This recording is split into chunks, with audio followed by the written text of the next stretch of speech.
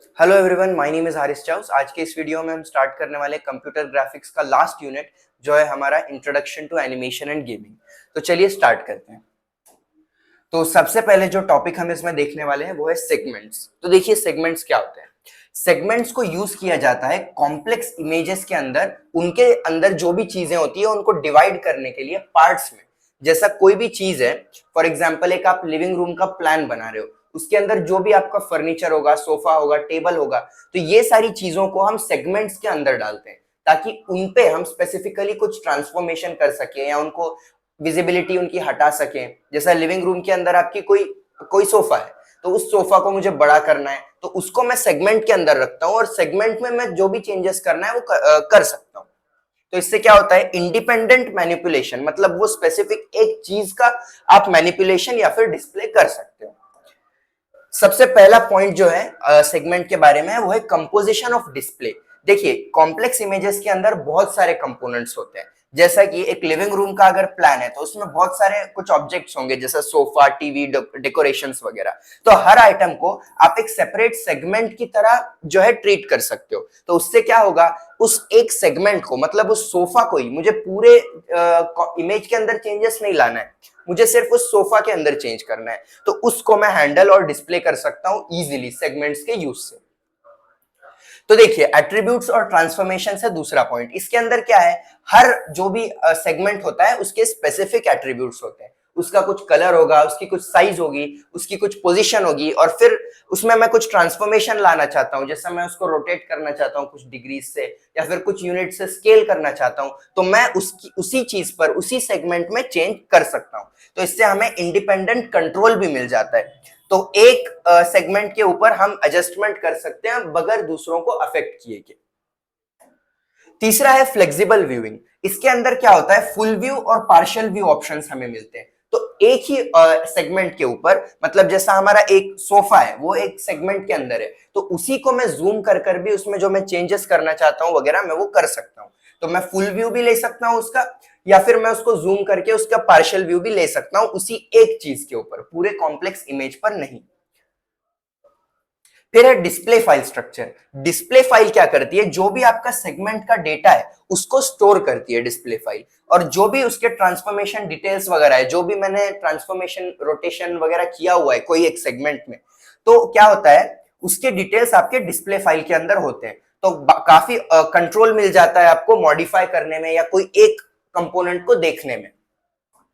अगला देखिए benefits. Benefits वही जो पहले हमने पॉइंट्स देखे वही लिखे हुए हैं कि इमेज को आप डिवाइड कर सकते हो अलग अलग सेगमेंट्स के अंदर, और फिर सेलेक्टिव विजुअलाइजेशन कर सकते हो ताकि आप एक सेगमेंट पर फोकस कर सको।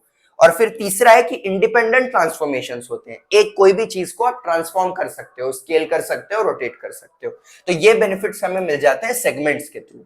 अभी देखिए सेगमेंट टेबल क्या होता है। सेगमेंट टेबल जो है एक डेटा स्ट्रक्चर है जो हम यूज करते हैं, या फिर जो भी है सेगमेंट्स को ऑर्गेनाइज या मैनेज करने के लिए। सारे हमारे जो भी सेगमेंट्स हैं वो सेगमेंट टेबल के अंदर स्टोर्ड होते हैं। सोफा का एक सेगमेंट होगा, कोई टेबल का एक सेगमेंट होगा वो लिविंग रूम प्लान के अंदर, ऐसा हर सेगमेंट की एक यूनिक एंट्री होती है टेबल में, सेगमेंट टेबल में। तो इससे क्या होता है, आपको काफी इजी एक्सेस मिलता है, विजिबिलिटी कंट्रोल मिलती है, कब आप कोई चीज को दिखाना चाहोगे कब आप नहीं दिखाना चाहोगे वो आप सेगमेंट टेबल के अंदर चेंज कर सकते हो। ये देखिए एक सिंपल एग्जाम्पल है सेगमेंट टेबल का। आई डोंट थिंक कि आपको टेक्स्ट दिख रहा होगा, बट ये जो भी है ये आपके सेगमेंट के नंबर्स होते हैं, कितने सेगमेंट्स है आपके। सेगमेंट की स्टार्ट आप यहां से डिनोट करते हो एक कॉलम में, फिर दूसरे कॉलम में उसका जो भी साइज है सेगमेंट का, फिर उसके बाद उसके एक्स कोऑर्डिनेट वाई कोऑर्डिनेट्स में कुछ आपको स्केल करना है वो आप कर सकते हो, फिर उसका कलर यहां पर आप दिखाते हो, और उसकी विजिबिलिटी ऑन या फिर ऑफ आप रख सकते हो। मतलब अगर मैं विजिबिलिटी ऑफ रख दूंगा, दो द सेगमेंट एग्जिस्ट हियर, वो आपको दिखाई नहीं देने वाला आपके कॉम्प्लेक्स इमेज के अंदर या जो भी आपका इमेज होगा उसमें। लेकिन मैं उसकी विजिबिलिटी अगर ऑन कर देता हूं तो वो जो सेगमेंट है, फॉर एग्जांपल सोफा जो है, वो हमें दिखाई देगा हमारे इमेज के अंदर। की aspects of a segment table. देखिए सेगमेंट टेबल के अभी की पॉइंट्स कुछ देखते हैं। सबसे पहला है यूनिक आइडेंटिफिकेशन। जो भी हमारा सेगमेंट है उसको एक यूनिक नाम या फिर एक यूनिक आईडी दी जाती है। इससे क्या होता है, उसको सिस्टम को हमारे आइडेंटिफाई करना और उसके अंदर की जो भी चीजें हैं उन्हें एक्सेस करना काफी इजी हो जाता है। फिर अगला है ऑर्गेनाइज्ड इंफॉर्मेशन। इस सेगमेंट टेबल के अंदर इसेंशियल डिटेल्स होते हैं हर सेगमेंट के लिए, जैसा डिस्प्ले फाइल का पोजीशन हो गया, जहां पे सेगमेंट का डेटा कहां से शुरू होता है वो आपको पोजीशन से पता चलेगा। फिर उसकी साइज, जो भी आपका सोफा है जो उसकी साइज क्या है, फिर उसका ट्रांसफॉर्मेशन एट्रीब्यूट्स, हमने कितना उसको रोटेट किया, कितना यूनिट से उसे स्केल किया, ये सारी चीजें जो है सेगमेंट टेबल के अंदर आप देख सकते हो। आपको कभी उसके अंदर कोई चेंज करना है तो आप सेगमेंट टेबल में जाके उसके एट्रीब्यूट्स को चेंज भी कर सकते हो।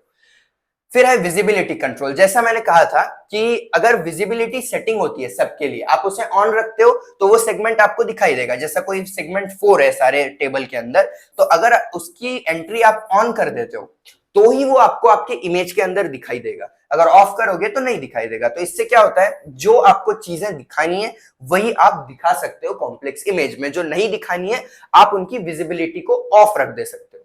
फिर है efficient display management.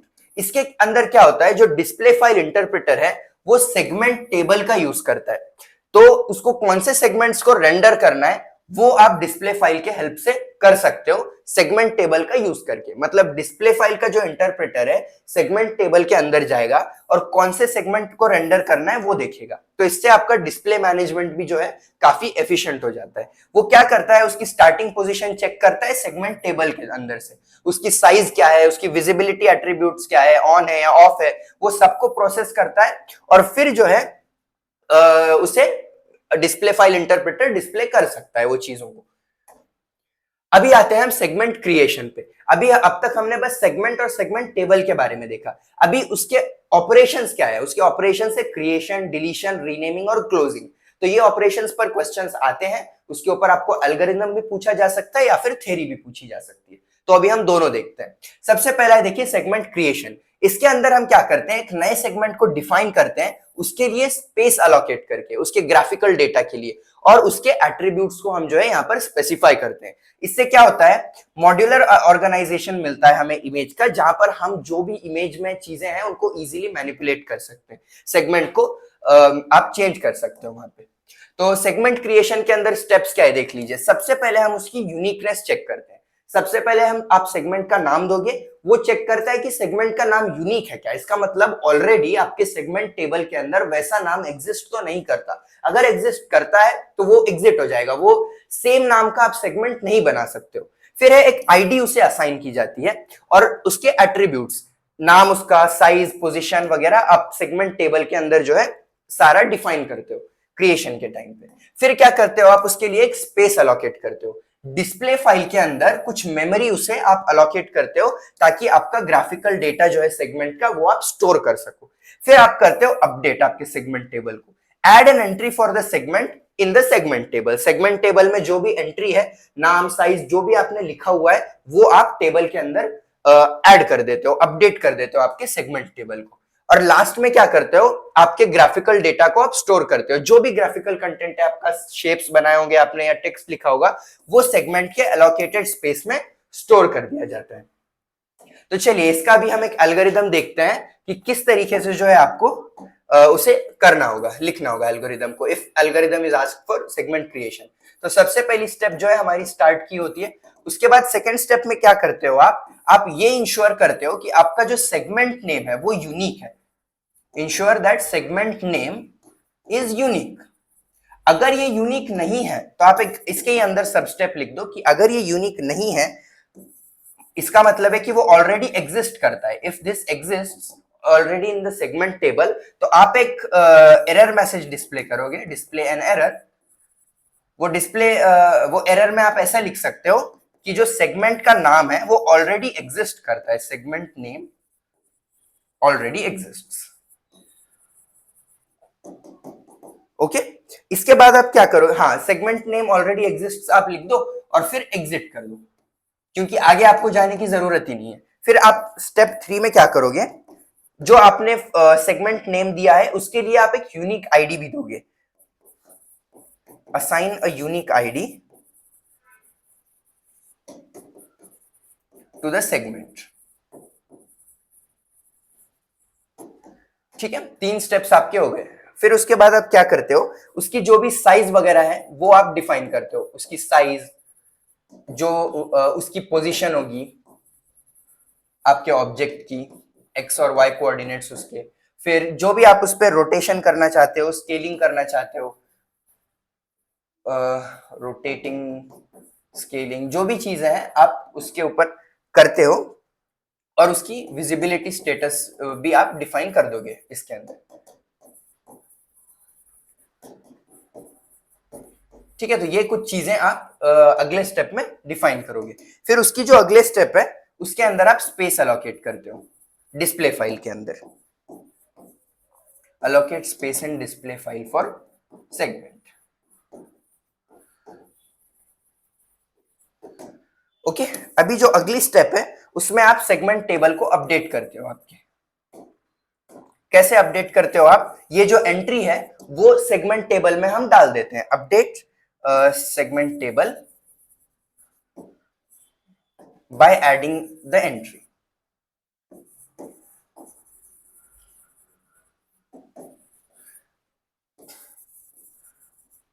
by adding the entry with its name, position, और जो भी हमने स्केलिंग, रोटेशन वगैरह वगैरह जो भी चीजें देखी उसका यूज करके जो है आप सेगमेंट टेबल में वो चीज को अपडेट कर देते हो। और इसके बाद आप क्या करते हो, जो भी सेगमेंट का ग्राफिकल डेटा है उसको सेव कर दोगे आप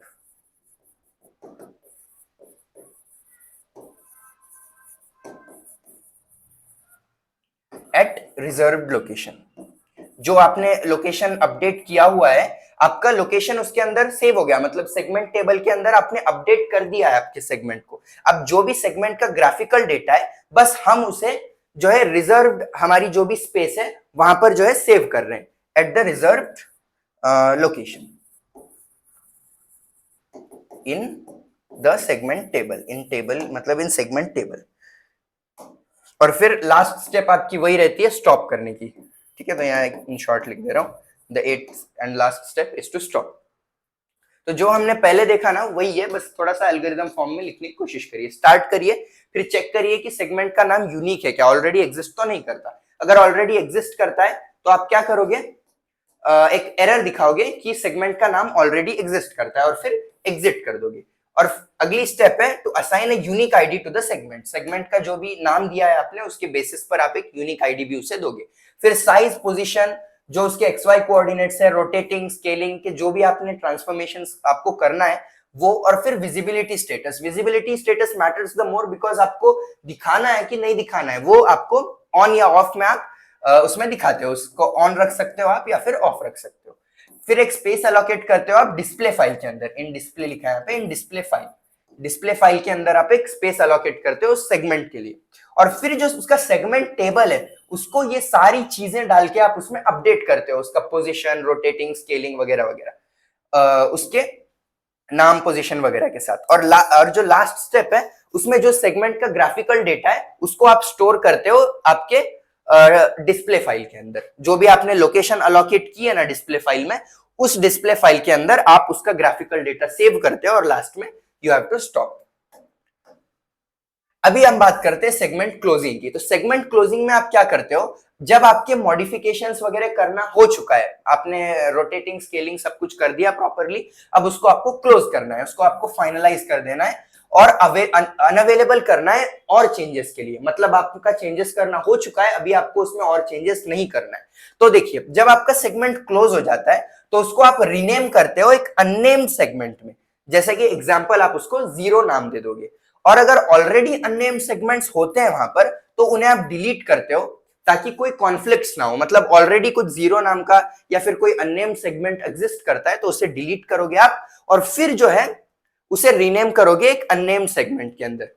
तो जब आपको क्लोज करना है तो आपकी जो फाइल है, मतलब आपका जो सेगमेंट है उसको आप रीनेम करोगे एक अननेम्ड सेगमेंट में। और अगर वो अननेम्ड सेगमेंट ऑलरेडी है तो उसको आप डिलीट करोगे ताकि कोई कॉन्फ्लिक्ट्स ना हो। तो सेगमेंट को आप प्रिपेयर करते हो स्टोरेज के लिए।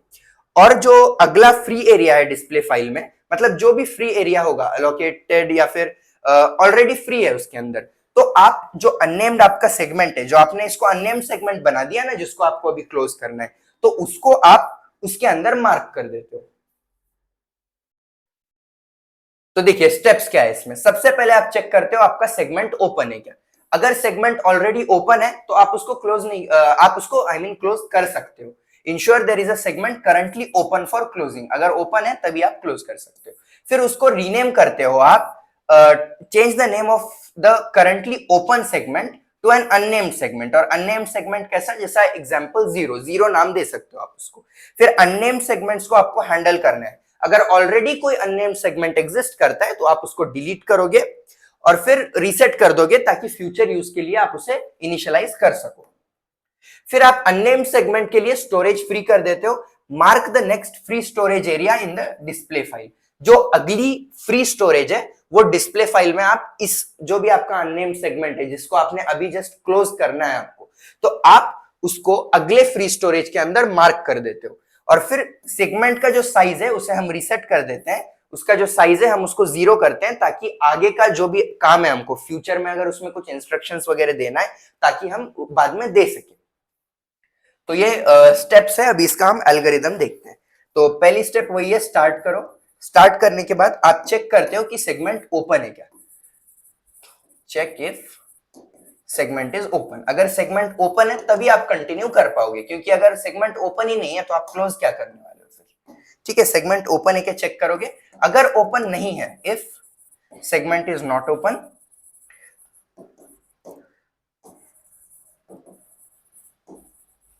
आप एक एरर डिस्प्ले करोगे और वो एरर में हम लिखेंगे कि नो सेगमेंट ओपन,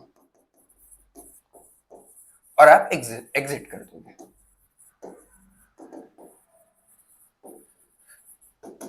ठीक है, ये है। फिर तीसरी स्टेप क्या है आपकी, जो करंटली आपकी ओपन सेगमेंट है उसको आप रीनेम करते हो। Rename the currently open segment to an unnamed segment. एक अननेम्ड सेगमेंट में आप उसको जो है रीनेम करते हो, और वो अननेम्ड सेगमेंट का एक आप एग्जांपल दो जो रहता है 0। ओके, तो ये 3 स्टेप्स हैं। अभी अगले स्टेप पे हम जाते हैं।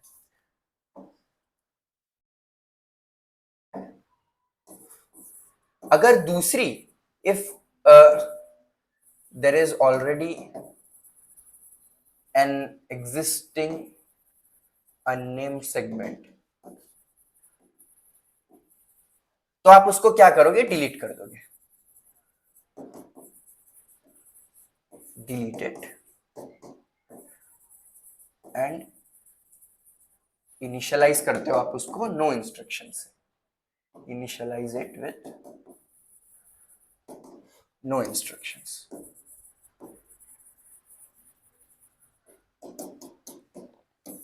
और अगली स्टेप क्या है इसमें, फ्री स्टोरेज अलोकेट करते हैं हम उस अननेम्ड सेगमेंट के लिए जो जिसको हमने अभी रीनेम किया है क्लोज करने के लिए। Allocate free storage in display file at the start of unnamed segment.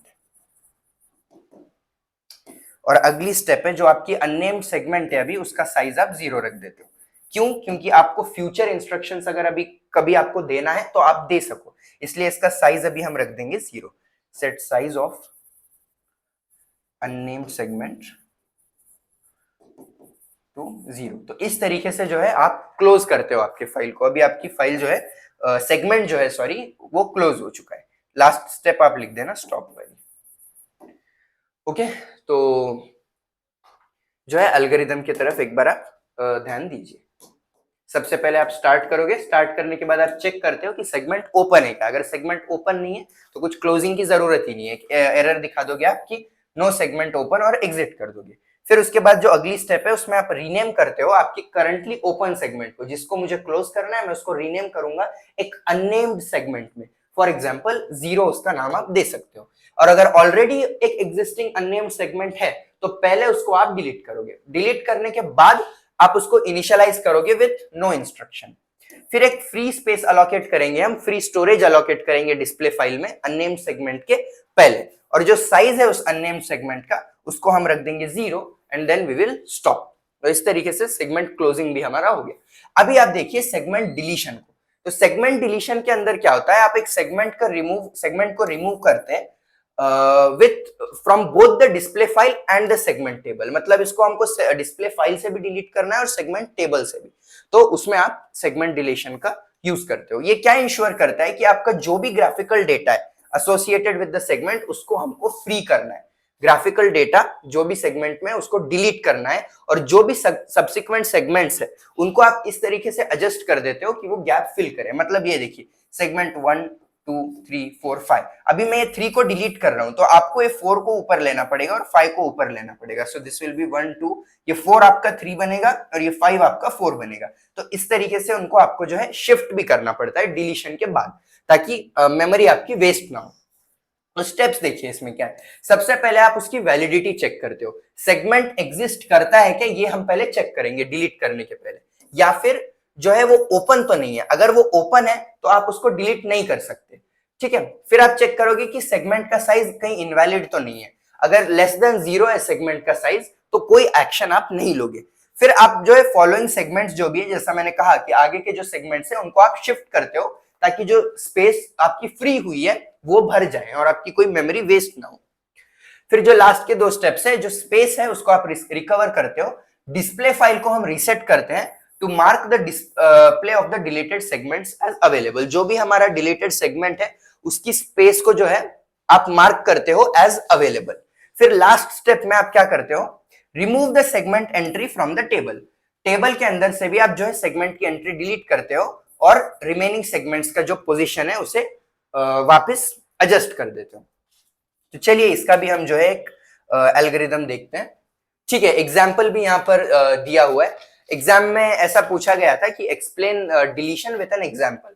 तो आप ये एग्जाम्पल दो कि आपके पास 4 सेगमेंट्स है 1 2 3 4, जहां पे आपको 2 को डिलीट करना है। तो जब आप 2 को डिलीट करते हो, जो 3 की पोजीशन है और 4 की, वो इस तरीके से आप एडजस्ट करते हो कि वो 2 की जो स्पेस है उनको फिल कर दे। तो सेगमेंट टेबल को आप अपडेट करते हो टू रिमूव 2, और जो स्पेस ऑलरेडी 2 ऑक्यूपाई कर रहा था वो रिक्लेम हो जाती है। किन से रिक्लेम होती है, 3 और 4 से। देखिए यहाँ पर 1 2 3 4 है, मुझे 2 को यहाँ से डिलीट करना है। तो जो 2 की स्पेस है वो आपका 3 ले लेता है, और जो 3 की स्पेस है वो 4 ले लेता है। ये अनयूज्ड स्पेस इतनी है, ये यहाँ पर अनयूज्ड स्पेस आप ज्यादा देख सकते हो। ओके ओके, तो चलिए अभी देखते हैं एल्गोरिथम फॉर सेगमेंट डिलीशन। सबसे पहला जो काम है वही रहता है आपको हमेशा स्टार्ट करने का। दूसरा काम है आपको एक्सेप्ट करना है नाम उस सेगमेंट का जिसको आपको डिलीट करना है।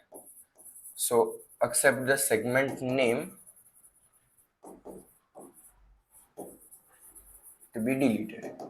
अभी इसमें देखिए, अगर अगर आपके सेगमेंट का नाम वैलिड नहीं है, वैलिड नहीं है का मतलब इसमें जो है आपका सेगमेंट का नाम कुछ इस तरीके से है, जैसा इनवैलिड नाम है। हर सेगमेंट का नाम लेटर से शुरू होना चाहिए, नंबर से नहीं होना चाहिए, और मैक्सिमम जो है उसमें 20 कैरेक्टर्स होने चाहिए। ऐसे कुछ उसके रूल्स होते हैं। तो अगर आप रूल्स ब्रेक कर रहे हो और सेगमेंट का नाम जो है वैलिड नहीं है, तो आप एक एरर डिस्प्ले करोगे। If segment name is not valid, तो उस केस में डिस्प्ले एरर, और उस एरर में आप लिख दीजिए कि जो सेगमेंट का नाम है वो वैलिड नहीं है, सेगमेंट नेम नॉट वैलिड, या फिर इनवैलिड लिख सकते हो आप। फिर उसके बाद केस है कि अगर आपकी सेगमेंट ऑलरेडी ओपन है, अगर सेगमेंट ओपन है तब भी आप उसे डिलीट नहीं कर सकते। If segment is already open, तब भी आप एक एरर डिस्प्ले करोगे, डिस्प्ले एरर। वही कर दो कि सेगमेंट ऑलरेडी ओपन। और अभी और एक केस आप देखोगे इसमें कि अगर आपके सेगमेंट का जो साइज है वो लेस देन 0 है, if segment size is less than 0, तो आप डायरेक्टली एग्जिट कर दो, क्योंकि ऐसी कोई फाइल ही नहीं होगी जिसका साइज लेस देन 0 होता है। तो अगर ऐसी कोई फाइल है तो आप उसको डिलीट नहीं कर सकते हो, वो एक इनवैलिड फाइल होगी, तो आप डिलीट कर दोगे। अभी इसके बाद जो आपको काम करना है वो है शिफ्टिंग का। तो for each segment following the deleted segment, जैसा अभी हमने एग्जांपल में देखा कि जो भी उसको फॉलो कर रहे थे वो डिलीटेड सेगमेंट को, सेगमेंट 3 और 4 जब हमने सेगमेंट 2 को डिलीट कर दिया, उनको हमें शिफ्ट करना है ऊपर।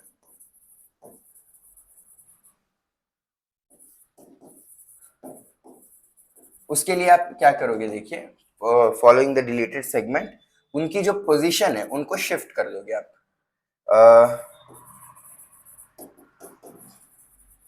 Shift their position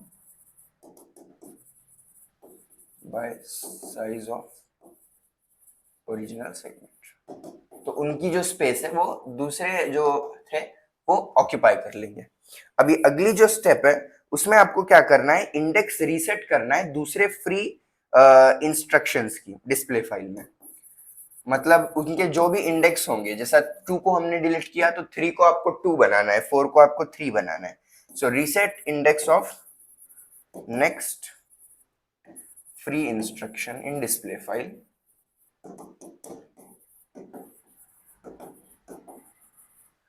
to recover the free space. To recover the free space. ये फ्री स्पेस क्या है, अभी ये वो स्पेस है जो आपके ओरिजिनल सेगमेंट ने पहले ऑक्यूपाई की हुई थी, और बाद में उनके जो भी स्टार्टिंग पोजीशन है उनको आप अपडेट कर देते हो। कैसे अपडेट करते हो, update starting positions by subtracting size of the deleted segment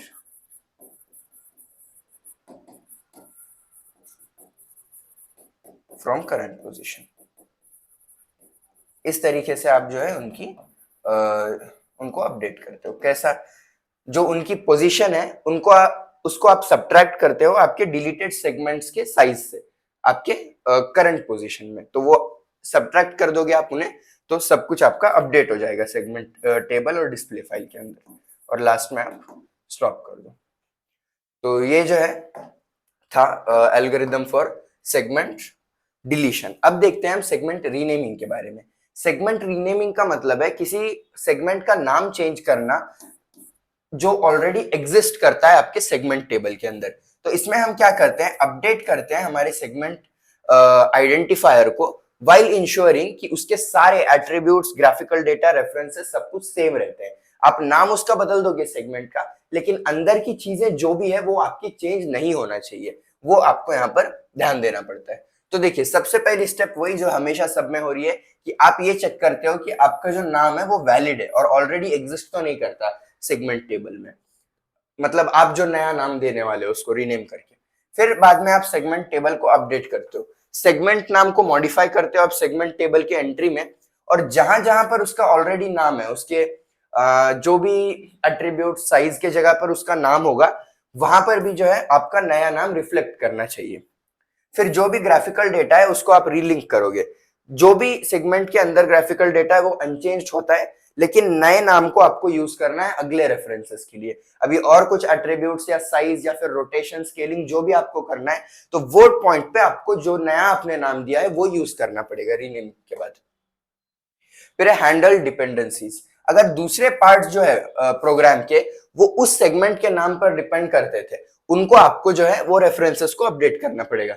generally जो है साइज एट्रीब्यूट्स वाले वो ऑटोमेटिकली चेंज हो जाते हैं जब आप नाम चेंज करते हो, लेकिन कुछ दूसरे प्रोग्राम में रेफरेंसेस है आपने पहले नाम से दिए हुए, तो उन रेफरेंसेस को भी आप बाद में रीनेम कर देना चाहिए। दो इमेजेस को स्टोर करना जो होता है, एक आप दिखा रहे हो और एक को क्रिएट कर रहे हो या चेंज कर रहे हो, तो उसे जो है हम डबल बफरिंग बोलते हैं।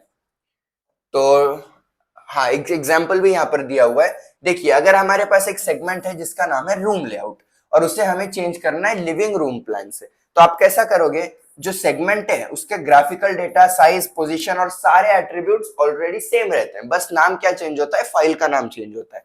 तो सेगमेंट टेबल की जो एंट्री है वो रूम लेआउट को अपडेट कर देते हो आप लिविंग रूम प्लान से, और अब जो भी रेफरेंसेस रूम लेआउट के थे उनको आपको रिजॉल्व करना पड़ेगा लिविंग रूम प्लान से।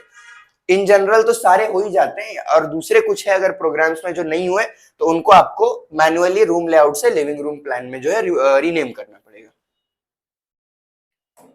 अभी हम इसका एल्गोरिथम देख लेते हैं। तो देखिए, सबसे पहले जो है आप स्टार्ट करते हो, दूसरा आप वैलिडिटी चेक करते हो आपके सेगमेंट नेम की। वैलिडिटी चेक करना मतलब वही जो मैंने दिया था आपको, कुछ केसेस होते हैं जैसा नॉन एम्प्टी आपका नाम नहीं होना चाहिए, 20 कैरेक्टर्स होने चाहिए मैक्सिमम, लेटर से मेरा हमेशा स्टार्ट होना चाहिए ना कि नंबर से। इसके अंदर आप एक दूसरा पॉइंट लिख दो कि अगर दोनों पुराने और नए सेगमेंट के नाम इनवैलिड है, कोई भी एक उनमें का एक तो नहीं होगा क्योंकि the file wouldn't have been created अगर आपका पुराने वाले का नाम कुछ इनवैलिड होता तो अगर नए जो भी आप नाम दे रहे हो, if name of new segment is invalid, तो आप एक एरर डिस्प्ले करोगे। उस एरर में आप लिख दोगे सेगमेंट नेम इनवैलिड।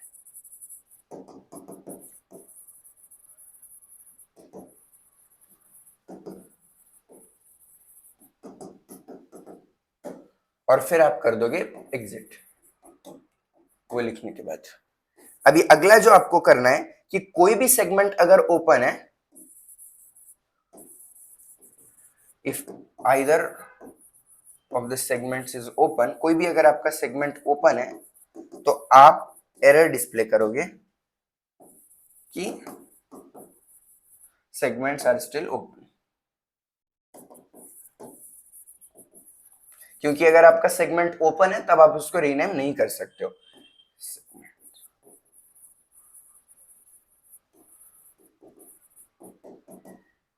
ओके अभी अगर हमारे नए सेगमेंट का नाम ऑलरेडी एग्जिस्ट करता है,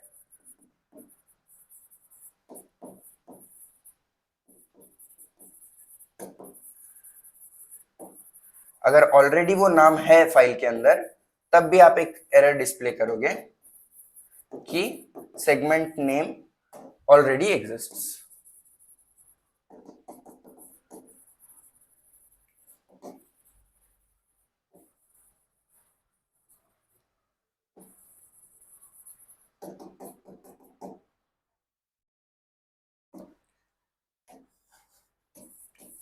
अभी जो फिफ्थ स्टेप है उसमें आप क्या करोगे कि जो भी पुराने सेगमेंट की टेबल की आपकी एंट्री थी,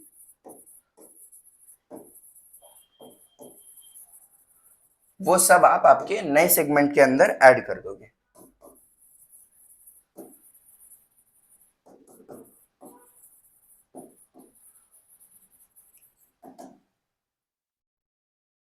जो भी एट्रीब्यूट्स, उसका साइज, उसकी पोजीशन, जो भी चीजें हैं एट्रीब्यूट, साइज, पोजीशन वगैरह, वो सब आप कॉपी करते हो आपके नए सेगमेंट के पोजीशन के अंदर। उसके बाद आप जो आपका पुराना सेगमेंट था उसे रिमूव कर देते हो।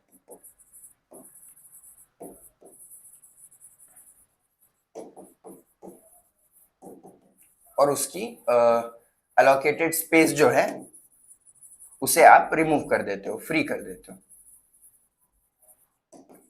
And then you will just stop. ठीक है, तो बेसिकली रीनेम करना मतलब क्या करना है आपको, आपको नया ही जो है एक बनाना है नई फाइल, और नई फाइल का जो नाम देना है आपको, नाम नया देना है उसका, सारे एंट्रीज जो भी है, पोजीशन, एट्रीब्यूट्स, कलर, जो भी विजिबिलिटी, जो चीज है, वो सब आप नए पोजीशन के अंदर, नए सेगमेंट के अंदर कॉपी कर लेते हो। और फिर कॉपी होने के बाद आप जो पुराना वाला आपका सेगमेंट था उसे डिलीट कर देते हो और उसकी अलोकेटेड स्पेस को फ्री करते हो। ठीक है, तो बेसिकली देखिए ये जो स्टेप्स है, वैलिडिटी चेक करना कि नया सेगमेंट इनवैलिड तो नहीं है, और फिर सेगमेंट ओपन है क्या चेक करना, सेगमेंट आपको क्लोज करना है तब तो आपका सेगमेंट ओपन रहना पड़ेगा, बट इन अदर केसेस जैसे आपको डिलीट करना है या फिर रीनेम करना है, तो आप सेगमेंट ओपन नहीं है ना ये भी चेक करते हो। तो कुछ केसेस जो है हर एल्गोरिदम में आपको यूज करना पड़ने वाले है। तो ये बहुत ही बेसिक केसेस है, मेन लास्ट के 2-3 स्टेप्स ही होते हैं जो काफी इंपॉर्टेंट होते हैं। पुराने सेगमेंट के एंट्री नए में डाल दो, पुराने को डिलीट कर दो और फिर रुक जाओ। काफी सिंपल एल्गोरिदम था ये वाला। ठीक है, अभी हमारा एल्गोरिदम का काम खत्म हो गया, अभी आते हैं हम विजिबिलिटी की तरफ। तो विजिबिलिटी का मतलब है कि एक सेगमेंट आपका करंटली विजिबल है क्या और डिस्प्ले पर रेंडर हो सकता है क्या। जैसा विजिबिलिटी स्टेटस की हमने बात की थी, ऑन होता है या फिर ऑफ होता है, तो वही यहां पर है। एक सेगमेंट को इंक्लूड करना है क्या आपको फाइनल इमेज में, वो आपके विजिबिलिटी स्टेटस से आप डिसाइड करते हो। आप उसको नहीं दिखाना चाहते हो तो ऑफ करते हो, दिखाना चाहते हो तो उसको आप ऑन रखते हो।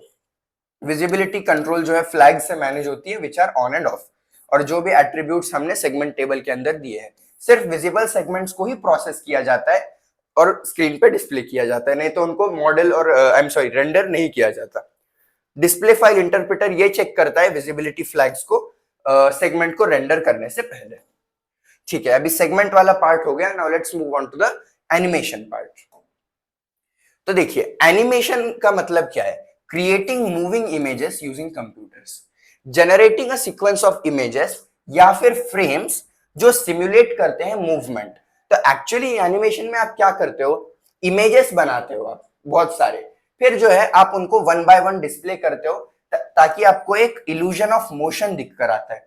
अगर आपको फ्लिप बुक एनिमेशन की आइडिया होगी, जैसा बुक में हम ड्रॉ करते थे और फिर अगर कुछ आप पेजेस को ऐसा पलटाते हो फास्ट तो आपको ऐसा लगता है कि आप एक एनिमेशन देख रहे हो। तो वही है कंप्यूटर एनिमेशन के अंदर, इमेजेस या फिर फ्रेम्स को ही जो है हम डिस्प्ले करते हैं, so we get the illusion of motion. तो देखिए किस तरीके के एनिमेशंस होते हैं और क्या टेक्निक्स और उनके एप्लीकेशंस है। 2D एनिमेशन होता है जिसमें फ्लैट 2D इमेजेस होते हैं, कार्टून्स, इलस्ट्रेशंस वगैरह, न्यूज़पेपर में जो भी हम देखते हैं वगैरह, वो सब 2D एनिमेशन है। और फिर 3D मॉडल्स जो है या फिर स्पेसेस, उससे काफी रियलिस्टिक मूवमेंट और डेप्थ हमें देखने मिलती है। जैसे अभी के नए वीडियो गेम्स देख लो या फिर अभी के जो एनिमेटेड मूवीज आते हैं डिज्नी पिक्सार के, तो वो 3D एनिमेशन का यूज करते हैं। टेक्निक्स क्या है, की फ्रेमिंग को इंक्लूड करते हैं वो, मोशन कैप्चर, प्रोसीजरल एनिमेशन वगैरह वगैरह। प्रोसीजरल एनिमेशन या फिर मोशन कैप्चर, मोशन कैप्चर के अंदर क्या होता है, एक एक्चुअल पर्सन के मूवमेंट्स को सेंसर से लिया जाता है। जैसा एक एग्जांपल है, अगर मॉर्टल कॉम्बैट किसी ने खेला होगा तो एक वो गेम है जिसके अंदर जो भी मूव्स हमारा कैरेक्टर लेता है वो एक प्रॉपर एक पर्सन मोशन कैप्चर किया जाता है उसके थ्रू। वो एक सूट पहनता है जो मोशन को सेंस करता है और फिर वही मोशन जो सेंस किया हुआ है उसे कैप्चर करके उस वीडियो गेम में या फिर उस एनिमेशन में ऐड कर सकते हैं। फिर की फ्रेमिंग होती है। की फ्रेमिंग का मतलब है कि आप कुछ चीज कर रहे हो, जैसा एक बॉल बाउंस कर रहे हो आप, तो बॉल को जिस पॉइंट से आप ऊपर से फेंक रहे हो वो एक टाइम स्टैम्प, और जब वो बॉल नीचे हिट करता है वो एक टाइम स्टैम्प, उनको आप की फ्रेम्स बोलते हो। और बीच के जो भी चीजें हैं, जैसा बॉल ऊपर से नीचे जा रही है, आपने बस ऊपर और नीचे का बता दिया, तो वो जो टाइम है वो आपको नहीं बताना पड़ता, कंप्यूटर खुद कर लेता है वो मैनेज, बस आप स्टार्टिंग और एंडिंग बताते हो। So those are known as key frames. Applications क्या है एनिमेशंस के, films, video games, simulations, advertisement, virtual reality वगैरह में जो है हम एनिमेशंस का यूज करते हैं। सबसे पहले है कन्वेंशनल एनिमेशन। कन्वेंशनल एनिमेशन में कैसा था, traditional methods of creating animated films और सीक्वेंसेस, जहां पे हर फ्रेम को इंडिविजुअली हैंड से ड्रॉ किया जाता था। तो फ्रेम बाय फ्रेम टेक्निक थी वो, जहां पे स्लाइड चेंजेस किए जाते थे सक्सेसिव ड्राइंग्स के अंदर। मतलब सेम ड्राइंग ही स्लाइड चेंज से बताई जाती थी कंटिन्यूअसली, ताकि आपको एक मूवमेंट का जो है इल्यूजन दिखता था वहां पर कन्वेंशनल एनिमेशन में। तो ये भी 2D एनिमेशन ही था, हैंड ड्रॉन ऑन पेपर और यूजिंग डिजिटल टूल्स, जहां पे हर फ्रेम को हम सेपरेटली ड्रॉ करते थे। फिर सेल एनिमेशन, एक स्पेसिफिक टाइप था वो कन्वेंशनल एनिमेशन का, जहां पे कैरेक्टर्स और बैकग्राउंड्स को जो है सेपरेट ट्रांसपेरेंट शीट्स, जिन्हें सेल्स कहा जाता था, उस पर ड्रॉ किया जाता था। लेबर इंटेंसिव बहुत काम था ये, क्योंकि आपको बहुत सारे फ्रेम्स बनाने पड़ते थे, बहुत सारा ड्राइंग करनी पड़ती थी, जिससे बहुत ज्यादा टाइम लगता था आपको। क्लासिक फिल्म्स, पुरानी मूवीज जैसे डिज्नी की स्नो वाइट और लायन किंग, जो पुरानी वाली है वो कन्वेंशनल एनिमेशन से ही बनाई हुई है, दे आर हैंड ड्रॉन। फिर अगर आप बात करो how to create a conventional animation, तो स्टोरी बोर्डिंग, ये एग्जाम में आया हुआ क्वेश्चन है, what are the steps to creating a conventional animation. तो देखिए सबसे पहला काम है स्टोरी बोर्डिंग। आपको क्या सीन शूट करने हैं, पहले स्टोरी माइंड में होती है आपकी, यू आउटलाइन द स्टोरी, एक आप उसका एक प्लान बना लेते हो। फिर उसके बाद you create the key frames, main frames आप ड्रॉ कर देते हो, स्टार्ट और एंड पॉइंट्स, तो आपको पता चलता है कि क्या क्या होने वाला है स्टार्ट और एंड में। बेसिकली की फ्रेम्स आर वेरी इंपॉर्टेंट, बीच का जो पार्ट है वो आप कर ले सकते हो, लेकिन आपको मेजर जो चीजें हैं वो पता होनी चाहिए। की frames establish the animation timing और उसका overall motion.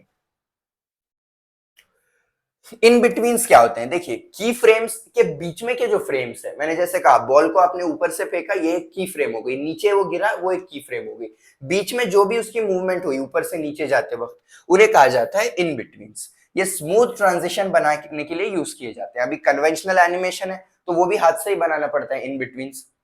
Clean up, last में आप रिफाइन कर देते हो ड्राइंग को बाय रिमूविंग अननेसेसरी लाइंस, जिससे काफी आपका जो डिटेल्स है वो पॉलिश्ड और कंसिस्टेंट दिखते हैं आपके।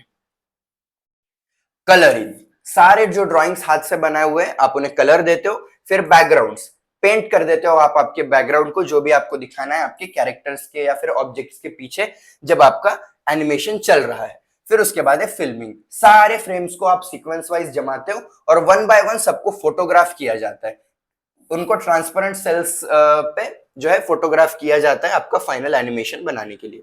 लास्ट में कुछ एडिटिंग और सिंक्रोनाइजिंग की जाती है, आपको कुछ उसमें ऑडियो देना है, कुछ डायलॉग्स, कुछ साउंड इफेक्ट्स वगैरह देना है, तो आप वो उसमें एडिट कर देते हो आपके एनिमेशन के अंदर। अब आते हैं हम जो अभी चल रहा है कंप्यूटर बेस्ड एनिमेशन। इसमें क्या है, आप एनिमेटेड विजुअल्स बनाते हो यूजिंग कंप्यूटर सॉफ्टवेयर और डिजिटल टेक्नोलॉजी। इसमें क्या होता है, जनरेट करना, मैनिपुलेट करना, इमेजेस को रेंडर करना और मूवमेंट को जो है सिमुलेट करना, लाइफ लाइक एनिमेशंस बनाना, रियलिस्टिक एनिमेशंस बनाना आप कंप्यूटर से जो है बहुत इजीली कर सकते हो। 2D और 3D इसमें दोनों पॉसिबल होता है। उसमें 3D एनिमेशन बनाना प्रैक्टिकल नहीं है कन्वेंशनल में। की पॉइंट्स देखिए, सबसे पहला है 2D एनिमेशन। इसमें आप फ्लैट 2D इमेजेस बनाते हो जिनको आप डिजिटली जो है मैनिपुलेट कर सकते हो। ऐसे कैरेक्टर्स डिजाइन करते हो आप एक 2D स्पेस में और उन्हें एनिमेट करते हो एडोब एनिमेट या फिर टून बूम जैसे सॉफ्टवेयर्स का यूज करके। फिर अब आते हैं हम 3D एनिमेशन के ऊपर। 3D एनिमेशन में जो है हम 3D मॉडल्स बनाते हैं कैरेक्टर्स, ऑब्जेक्ट्स के एक वर्चुअल स्पेस के अंदर। ये मॉडल्स को मैनिपुलेट और एनिमेट किया जाता है यूजिंग सॉफ्टवेयर्स लाइक ऑटोडेस्क माया या फिर ब्लेंडर सॉरी। ये कुछ दो जो है सॉफ्टवेयर्स है जिनको हम यूज करते हैं फॉर मेकिंग 3D एनिमेशंस। इनके जो मूवमेंट्स और ट्रांसफॉर्मेशंस है ये काफी रियलिस्टिक हो जाते हैं इस टेक्निक से। If we are doing 3D animation, depth, rotation वगैरह वगैरह काफी इजीली हम कर सकते हैं। इसके बाद है टेक्निक्स। पहली है की फ्रेमिंग। की पोजीशंस और ऑब्जेक्ट्स ऑफ कैरेक्टर्स जो है आप बताते हो और बीच के जो भी है in between frames you let the computer interpolate them. जैसा मैंने कहा, ऊपर से बॉल, नीचे बॉल गिरा, ये दो आपके की फ्रेम्स है। बीच के जो भी इन बिटवीन फ्रेम्स है वो आप आपके कंप्यूटर को इंटरपोलेट करने देते हो। मोशन कैप्चर, सेंसर्स का यूज करना टू रिकॉर्ड ह्यूमन मूवमेंट और वो फिर बाद में आप डिजिटल मॉडल्स पे अप्लाई कर देते हो। प्रोसीजरल एनिमेशन, एल्गोरिदम्स और फिजिक्स का यूज करना टू जनरेट मूवमेंट, जैसा फ्लूइड डायनामिक्स, क्राउड का बिहेवियर, ये सब जो है फिजिक्स का यूज करके आप इसके अंदर कर सकते हो आपके एनिमेशन में। एफिशिएंसी क्या है, ट्रेडिशनल एनिमेशन में जैसा आप हाथ से सब कुछ बनाते थे, कंप्यूटर बेस्ड एनिमेशन काफी फास्ट हो जाता है और इसमें आपको ट्रांजिशंस भी काफी स्मूथ देखने को मिलते हैं। एप्लीकेशंस क्या है कंप्यूटर बेस्ड एनिमेशन के, मूवीज जैसे पिक्सार की टॉय स्टोरी और ड्रीम वर्क्स की श्रेक 3D कंप्यूटर एनिमेशन का यूज करते हैं। वीडियो गेम्स में भी आप 3D एनिमेशन देखते हो जहां पर आपके कैरेक्टर्स, इन्वायरमेंट्स और उनके एक्शंस को एनिमेट किया जाता है रियल टाइम में या फिर ऑलरेडी वो रेंडर्ड होते हैं। एडवर्टीजमेंट्स वगैरह में भी इन्हें यूज किया जाता है for marketing and interactive web designs. फिर उसके बाद है कॉन्सेप्ट और स्टोरी बोर्डिंग। एनिमेशन की स्टोरी लाइन बनाना। देखिए, steps to create a computer based animation. तो स्टेप्स जो है कन्वेंशनल बेस्ड एनिमेशन जैसे ही है, ऑलमोस्ट सिमिलर है, बस इसमें आप हाथ से ड्रॉ नहीं करते हो, वही चीज है कि सबसे पहले तो आप स्टोरी लिखते हो कि आपको क्या स्टोरी है, क्या सीन्स वगैरह दिखाना है, उसकी आप एक रफ आइडिया रखते हो, रफ स्केच बना के रखते हो। फिर बाद में 3D एनिमेशन के लिए आपको मॉडलिंग करना पड़ता है। हाँ, ये मॉडल वाला काम उसमें नहीं था। इसमें आप मॉडल्स बनाते हो हर कैरेक्टर, ऑब्जेक्ट्स के, ब्लेंडर या फिर ऑटोडेस्क माया का यूज करके। कंप्यूटर बेस्ड एनिमेशन बनाने की टेक्निक है अगली, टेक्सचरिंग। आप टेक्सचर्स लगाते हो, मटेरियल्स लगाते हो 3D आपके मॉडल्स के ऊपर ताकि काफी आपको रियलिस्टिक डिटेल्स मिल सके, कलर्स, पैटर्न्स वगैरह।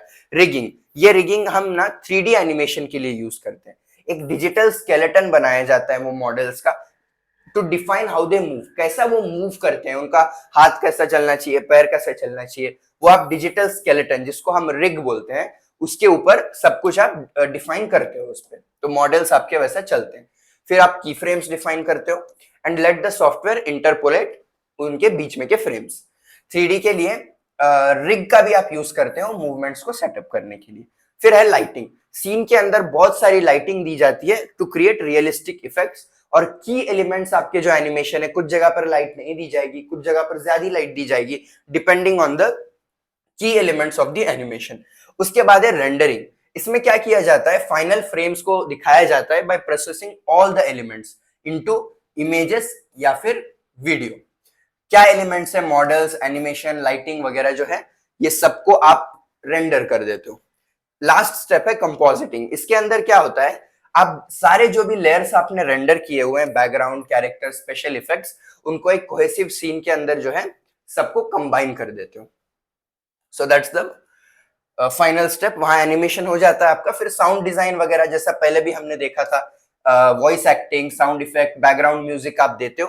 फिर लास्ट में एडिटिंग और फाइनल आउटपुट। एनिमेशन को एडिट कर दिया जाता है, टाइमिंग वगैरह, कुछ सीन्स डिलीट किए जाते हैं, और फाइनल वर्जन को आप आउटपुट देते हो डिस्ट्रीब्यूशन के लिए। वो मूवी हो सकती है, कुछ भी हो सकती है। Now this is also question that's been asked a lot of times, conventional और कंप्यूटर बेस्ड में क्या डिफरेंस है। बहुत इजी डिफरेंसेस है। सबसे पहला क्रिएशन मेथड, हाथ से बनाते हो, कंप्यूटर पे बनाते हो, डिजिटल टूल्स और सॉफ्टवेयर का यूज करके। टाइम कंजम्पशन क्या है, बहुत ज्यादा टाइम कंज्यूमिंग है, क्योंकि हाथ से सब कुछ ड्रॉ करना पड़ता है। ये काफी फास्ट हो जाता है क्योंकि सॉफ्टवेयर बहुत सारी आपकी प्रोसेसेस जो है ऑटोमेट कर देता है। चेंज कर सकते हो क्या कुछ, इसमें कुछ चेंज नहीं कर सकते आप। जो आपने ड्रॉ कर दिया अभी, उसमें चेंजेस पॉसिबल ही नहीं है। कंप्यूटर के अंदर जब चाहो कुछ भी एडिट कर सकते हो आप डिजिटल टूल्स का यूज करके। टूल्स क्या यूज किए जाते हैं, पेपर, पेंसिल, पेंट, सेल्स और कैमरास का यूज किया जाता है सब कुछ ड्रॉ किया हुआ फोटोग्राफ करने के लिए। यहाँ पे बस कंप्यूटर और सॉफ्टवेयर का यूज करते हो आप, माया, ब्लेंडर या फिर आफ्टर इफेक्ट्स जैसे कुछ सॉफ्टवेयर का यूज किया जाता है। फिर उसके बाद है स्टोरेज और एक्सेस। फिजिकल स्टोरेज इनको लगती है, जैसे सेल्स, फिल्म्स वगैरह, और इसको डिजिटल फाइल्स जो है आप स्टोर करते हो कंप्यूटर या फिर क्लाउड पे। लेवल ऑफ डिटेल और रियलिज्म की अगर बात करें हम, तो ये मैनुअल टेक्निक्स पर लिमिटेड है, और इसमें बहुत अच्छी डिटेल मिलती है आपको, हाई लेवल ऑफ डिटेल मिलती है। और रियलिज्म एडवांस टूल्स से इसमें उतना रियलिस्टिक नहीं दिखेगा आपको। और एसेट्स को आप रीयूज कर सकते हो क्या, बिल्कुल नहीं कर सकते, आपको फिर से रीड्रॉ करना पड़ेगा। कुछ सिमिलर चीज अगर आपको ड्रॉ करना है, तो यहाँ पे आपको कुछ सिमिलर चीज अगर करना है, तो आप बस पुरानी चीज उठाकर कॉपी पेस्ट कर सकते हो। You can reuse the digital assets. फिर एनवायरमेंट इंटरैक्शन की अगर बात करें, तो कॉम्प्लेक्स इंटरैक्शंस को सिमुलेट करना बहुत हार्ड हो जाता है, और यहाँ पे फिजिक्स के इंजन्स का यूज करके जो है आप रियलिस्टिक इंटरैक्शंस और डायनामिक्स बना सकते हो। फिर एग्जांपल है यहाँ पर क्लासिक डिज्नी फिल्म्स, पुरानी डिज्नी फिल्म जैसे Snow White and the Seven Dwarfs, और 3D की एनिमेटेड फिल्म्स जो कंप्यूटर बेस्ड एनिमेशन पे बनाई गई, फॉर एग्जांपल टॉय स्टोरी और फ्रोजन। अभी design of animation sequences, this is also a question that has been asked, what is the design of animation sequences. ये एक ऐसी प्रोसेस है जो प्लानिंग और स्ट्रक्चरिंग होती है एनिमेशन के अंदर, इस तरीके से कि आपको आपका डिजायर्ड मोशन, स्टोरी टेलिंग और विजुअल इफेक्ट मिलता है। उसमें क्या करते हो आप, आपका एनिमेशन किस तरीके से फ्लो करता है एक सीन से दूसरे सीन की तरफ, उसको आप ऑर्गेनाइज करते हो, ये फैक्टर्स को ध्यान में रखते हुए। टाइमिंग, उसके ट्रांजिशंस, उसकी कंटिन्यूटी। तो देखिए की एलिमेंट्स क्या है डिजाइन के अंदर, स्टोरी बोर्डिंग, स्टोरी बनाते हो, रफ स्केचेस रखते हो आप। फिर टाइमिंग एंड स्पेसिंग देते हो, टाइमिंग, मूवमेंट्स, ताकि एक स्मूथ मोशन दिख सके। जो हमने की पॉइंट्स देखे थे कंप्यूटर बेस्ड एनिमेशन में, वही है सब कुछ। की फ्रेम्स है, उसके बाद इन बिटवीन्स है जिसकी हमने ऑलरेडी बात की। फिर एक्शन और इमोशन, आप मूवमेंट्स डिजाइन करते हो ताकि राइट इमोशन दिखे। जैसा आप एनर्जेटिक मूवमेंट दिखाओगे एक्साइटमेंट के लिए, या फिर स्लो एक्शन दिखाओगे, कुछ सीरियसनेस आपको दिखाना है तो। फिर पेसिंग, आप ये इंश्योर करते हो कि आपका सीक्वेंस काफी स्मूथ होता है, पॉजेस सही जगह पर होते हैं, और कुछ जगह पर क्विक ट्रांजिशन होते हैं। तो ये सब चीजें जो है डिजाइन के अंदर मैटर करती है। अब आते हैं हम एनिमेशन लैंग्वेजेस पर। एनिमेशन लैंग्वेजेस जो है स्पेशलाइज्ड प्रोग्रामिंग लैंग्वेजेस होती है, या फिर स्क्रिप्टिंग सिस्टम्स होती है, जिनको यूज किया जाता है आपके एनिमेशन के प्रोसेस को बनाने में, कंट्रोल करने में वगैरह। तो ये जो लैंग्वेजेस है, ये हमें बहुत सारे टूल्स देते हैं जिनके हेल्प से हम की फ्रेम्स, ट्रांजिशंस, टाइमिंग, ऐसी कुछ चीजों को हैंडल कर सकें यूजिंग द एनिमेशन लैंग्वेजेस। इनको 3 टाइप्स में डिवाइड किया जाता है। सबसे पहली जो टाइप ऑफ एनिमेशन लैंग्वेज है that is linear list notation. इसमें क्या है, सिंपल टेक्सचुअल रिप्रेजेंटेशन होता है आपके एनिमेशंस का, जहां पे जो भी मूवमेंट वगैरह आप सिक्वेंशियली बता देते हो कि इतना इतने टाइम पर आपको की फ्रेम देना है, ये ऑब्जेक्ट को इतना एक्स डायरेक्शन में एक्स कोऑर्डिनेट्स आपके मूव करना है आपको, ऐसे आप नोटेशंस देते हो। हर एंट्री जो है लिस्ट के अंदर वो एक स्पेसिफिक एक्शन बताती है कि क्या होना चाहिए एनिमेशन में एक पर्टिकुलर पॉइंट पे, इंक्लूडिंग की फ्रेम की पोजीशन, उसकी टाइमिंग और ट्रांसफॉर्मेशन। एक एग्जांपल यहां पर दिया हुआ है, देखिए, move object X to position 5,10, ये 5,10 उसकी पोजीशन होनी चाहिए 2 सेकेंड्स के अंदर। तो ये एक एग्जांपल है आपके लीनियर लिस्ट नोटेशन का। अभी अगला जो है एनिमेशन लैंग्वेज वो है जनरल पर्पस लैंग्वेज, जिसके अंदर एम्बेडेड एनिमेशन डायरेक्टिव्स होते हैं। ये स्टैंडर्ड प्रोग्रामिंग लैंग्वेजेस ही होते हैं जिनके अंदर लाइब्रेरीज होती है एनिमेशन के लिए, जैसे C++ और जावा। एनिमेटर्स क्या करते हैं, यही लैंग्वेजेस को यूज करते हैं कोड लिखने के लिए, that include animation directives, movement, object manipulation वगैरह जैसी चीजें हमें इसमें मिलती है। एग्जांपल देखिए, जावास्क्रिप्ट का यूज करना HTML5 के ये लाइब्रेरी के साथ, कैनवस लाइब्रेरी के साथ, या फिर पाइथन का यूज करना पाइगेम लाइब्रेरी के साथ एनिमेशंस क्रिएट करने के लिए। स्पेसिफिक एनिमेशन कोड को आप एम्बेड कर सकते हो आपके प्रोग्राम के स्ट्रक्चर के अंदर। फिर उसके बाद है ग्राफिकल लैंग्वेजेस। ये लैंग्वेजेस क्या करते हैं, एक विजुअल इंटरफेस यूज करते हैं या फ्लोचार्ट स्टाइल ब्लॉक्स यूज करते हैं जो नॉन प्रोग्रामर्स भी यूज कर सके। इनके अंदर आपको कुछ प्रोग्रामिंग नहीं करनी पड़ती, सब कुछ रेडीमेड दिया जाता है। वो आपको ड्रैग एंड ड्रॉप वगैरह जैसी चीजें करके आप इसमें कर सकते हो। यूजर्स क्या करते हैं, ग्राफिकल एलिमेंट्स जैसे आइकन्स, पाथ्स, नोड्स वगैरह का यूज करते हैं, कुछ प्रोग्रामिंग नहीं करनी पड़ती। टूल्स जैसे स्क्रैच, जहां पे ड्रैग एंड ड्रॉप ब्लॉक्स के हेल्प से आप जो है एनिमेशन को क्रिएट कर सकते हो without having to write any code.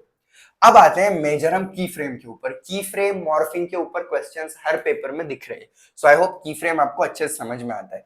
की फ्रेम एक ऐसी स्पेसिफिक फ्रेम होती है एनिमेशन में जो स्टार्ट या फिर एंड एक पार्टिकुलर मूवमेंट की बताती है। वही मैंने जैसे बॉल का एग्जांपल दिया, बॉल ऊपर है और बॉल नीचे है, ये आपकी ये जो भी टाइम होगा ये एक की फ्रेम है, और ये जो भी एक टाइम होगा वो एक की फ्रेम है। और इसके बीच में का जो भी पार्ट होता है, ये बॉल आपका नीचे गिर रहा है या ऊपर जा रहा है, वो उसे आप बोलते हो इन बिटवीन। इन बिटवीन उन्हें कहा जाता है। की फ्रेम डिफाइन करते हैं मेन पॉइंट एक्शंस के, और जो इंटरमीडिएट फ्रेम्स है उनको आप इन बिटवीन्स बोलते हो। वो ऑटोमेटिकली आपका कंप्यूटर जनरेट कर लेता है, वो आपको उसके लिए स्पेसिफिक टाइम स्टैम्प्स नहीं देना पड़ता है। प्राइमरी पोजेस क्या है, की फ्रेम्स जो है मोस्ट इंपॉर्टेंट पोजीशन बताते हैं, वो मूवमेंट बताते हैं कि किस तरीके से ऑब्जेक्ट कौन से पॉइंट पे कैसा दिखना चाहिए। फिर एक इंटरपोलेशन, सॉफ्टवेयर जो है ऑटोमेटिकली फिल कर लेता है, मतलब इंटरपोलेट कर लेता है बीच के सारे फ्रेम्स को। फिर उसका यूज क्या है, 2D 3D दोनों एनिमेशंस में आप यूज करते हो टाइमिंग और कैरेक्टर एक्सप्रेशंस को सेटअप करने के लिए। देखिए वही यहां पर एग्जांपल दिया हुआ है, एक बॉल बाउंसिंग का एग्जांपल देख लो। पहली आप की फ्रेम सेट करते हो बॉल की एकदम हाईएस्ट पोजीशन की, बॉल जब आपका टॉप पर होता है। फिर उसके बाद आप सेट करते हो जब बॉल आपका जो है ग्राउंड पर गिर जाता है, ये एक की फ्रेम आपने सेट कर दिया। फिर आप सेट करते हो कि बॉल जब उसके हाईएस्ट पोजीशन पे बाउंस होने के बाद आता है, कहीं यहां पर आता है। So this is your first key frame, this is your second and this is your third key frame. तो ये वाला जो भी बीच का पार्ट है वो गिर रहा है, ऊपर आ रहा है, वो इन बिटवीन आपका कंप्यूटर ऑटोमेटिकली सेट कर लेगा। तो वही है कि it fills in the frames between this key frames, ताकि आपको एक स्मूथ बाउंस जो है देखने को मिलेगा। तो की फ्रेम याद रखिए। अभी आते हैं मॉर्फिंग के ऊपर। मॉर्फिंग एक ऐसी एनिमेशन टेक्निक है जिसके अंदर एक इमेज या फिर शेप टाइम के साथ दूसरे किसी शेप या फिर इमेज के अंदर चेंज हो जाता है। ये एक ग्रेजुअल ट्रांजिशन होता है, blending the start and and images और शेप्स सीमलेसली। ये टेक्निक कॉमनली तब यूज की जाती है जब आपको कुछ फेशियल एक्सप्रेशंस में चेंज दिखाना है, या फिर कुछ एक शेप दूसरे शेप में कन्वर्ट हो रहा है, कोई ऑब्जेक्ट दूसरे ऑब्जेक्ट में कन्वर्ट हो रहा है, तो एक ट्रांजिशन के साथ आपको दिखाना है, तो उसको आप मॉर्फिंग बोलते हो। ट्रांसफॉर्मेशन देखिए, सबसे पहला मॉर्फिंग क्या करता है, चेंज करता है एक शेप या फिर एक इमेज को दूसरे के अंदर। की फ्रेम क्या है, स्टार्टिंग और एंडिंग इमेजेस को आप की फ्रेम से सेट कर देते हो। इसका बहुत एक अच्छा एग्जांपल है कि अगर if you seen Hulk in the Avengers, तो उसमें सबसे पहले वो ब्रूस बैनर होता है और फिर ही ट्रांसफॉर्म्स इनटू हल्क। तो ये भी एक मॉर्फिंग का ही एग्जांपल है he transforms from one thing to another, तो ये भी चीजें मॉर्फिंग से ही की जाती है। And the thing that happens in the between his transformation from Bruce Banner to Hulk, वो जो है आपका इन बिटवीन फ्रेम्स होते हैं। वो ये मूवीज, एनिमेशंस या स्पेशल इफेक्ट्स में यूज किए जाते हैं। जैसे एक पर्सन का फेस मॉर्फ हो रहा है दूसरे ऑब्जेक्ट के अंदर। ये यहाँ पर एक एग्जांपल दिया हुआ है कि कैट का फेस एक लायन के फेस में मॉर्फ हो रहा है। तो सबसे पहली की फ्रेम आप क्या सेट करते हो, कैट का फेस, और बाद की जो की फ्रेम सेट करते हो आप वो लायन का फेस। अब वो जब आपका एनिमेशन प्ले करते हो आप, तो जो कैट का फेस है वो ट्रांसफॉर्म होता है लायन के फेस में। तो जो शेप, साइज वगैरह है उसका जो है एक स्मूथ वे में सब कुछ चेंज हो जाता है मॉर्फिंग के अंदर। एक ग्रेजुअल ट्रांजिशन है, वो धीरे धीरे ट्रांजिशन होता है। एप्लीकेशंस वही इंटरटेनमेंट और फिल्म इंडस्ट्री में, जैसा मैंने एग्जांपल दिया था। स्पेशल इफेक्ट्स, मॉर्फिंग को काफी मूवीज में यूज किया जाता है या टीवी शोज में काफी ट्रांसफॉर्मेशंस को दिखाने के लिए। कैरेक्टर्स का शेप चेंज हो रहा है या फिर वो कुछ एक ऑब्जेक्ट दूसरे में ट्रांसफॉर्म हो रहा है एंटरटेनमेंट और फिल्म इंडस्ट्री में। और एडवर्टीजमेंट और मार्केटिंग वगैरह में भी होता है। एडवर्टाइजर्स क्या करते हैं, उनका पुराना कोई जो है ऑब्जेक्ट, पुराना कोई उनकी चीज है, पुराना प्रोडक्ट, वो नए के अंदर चेंज हो रहा है वो दिखाने के लिए।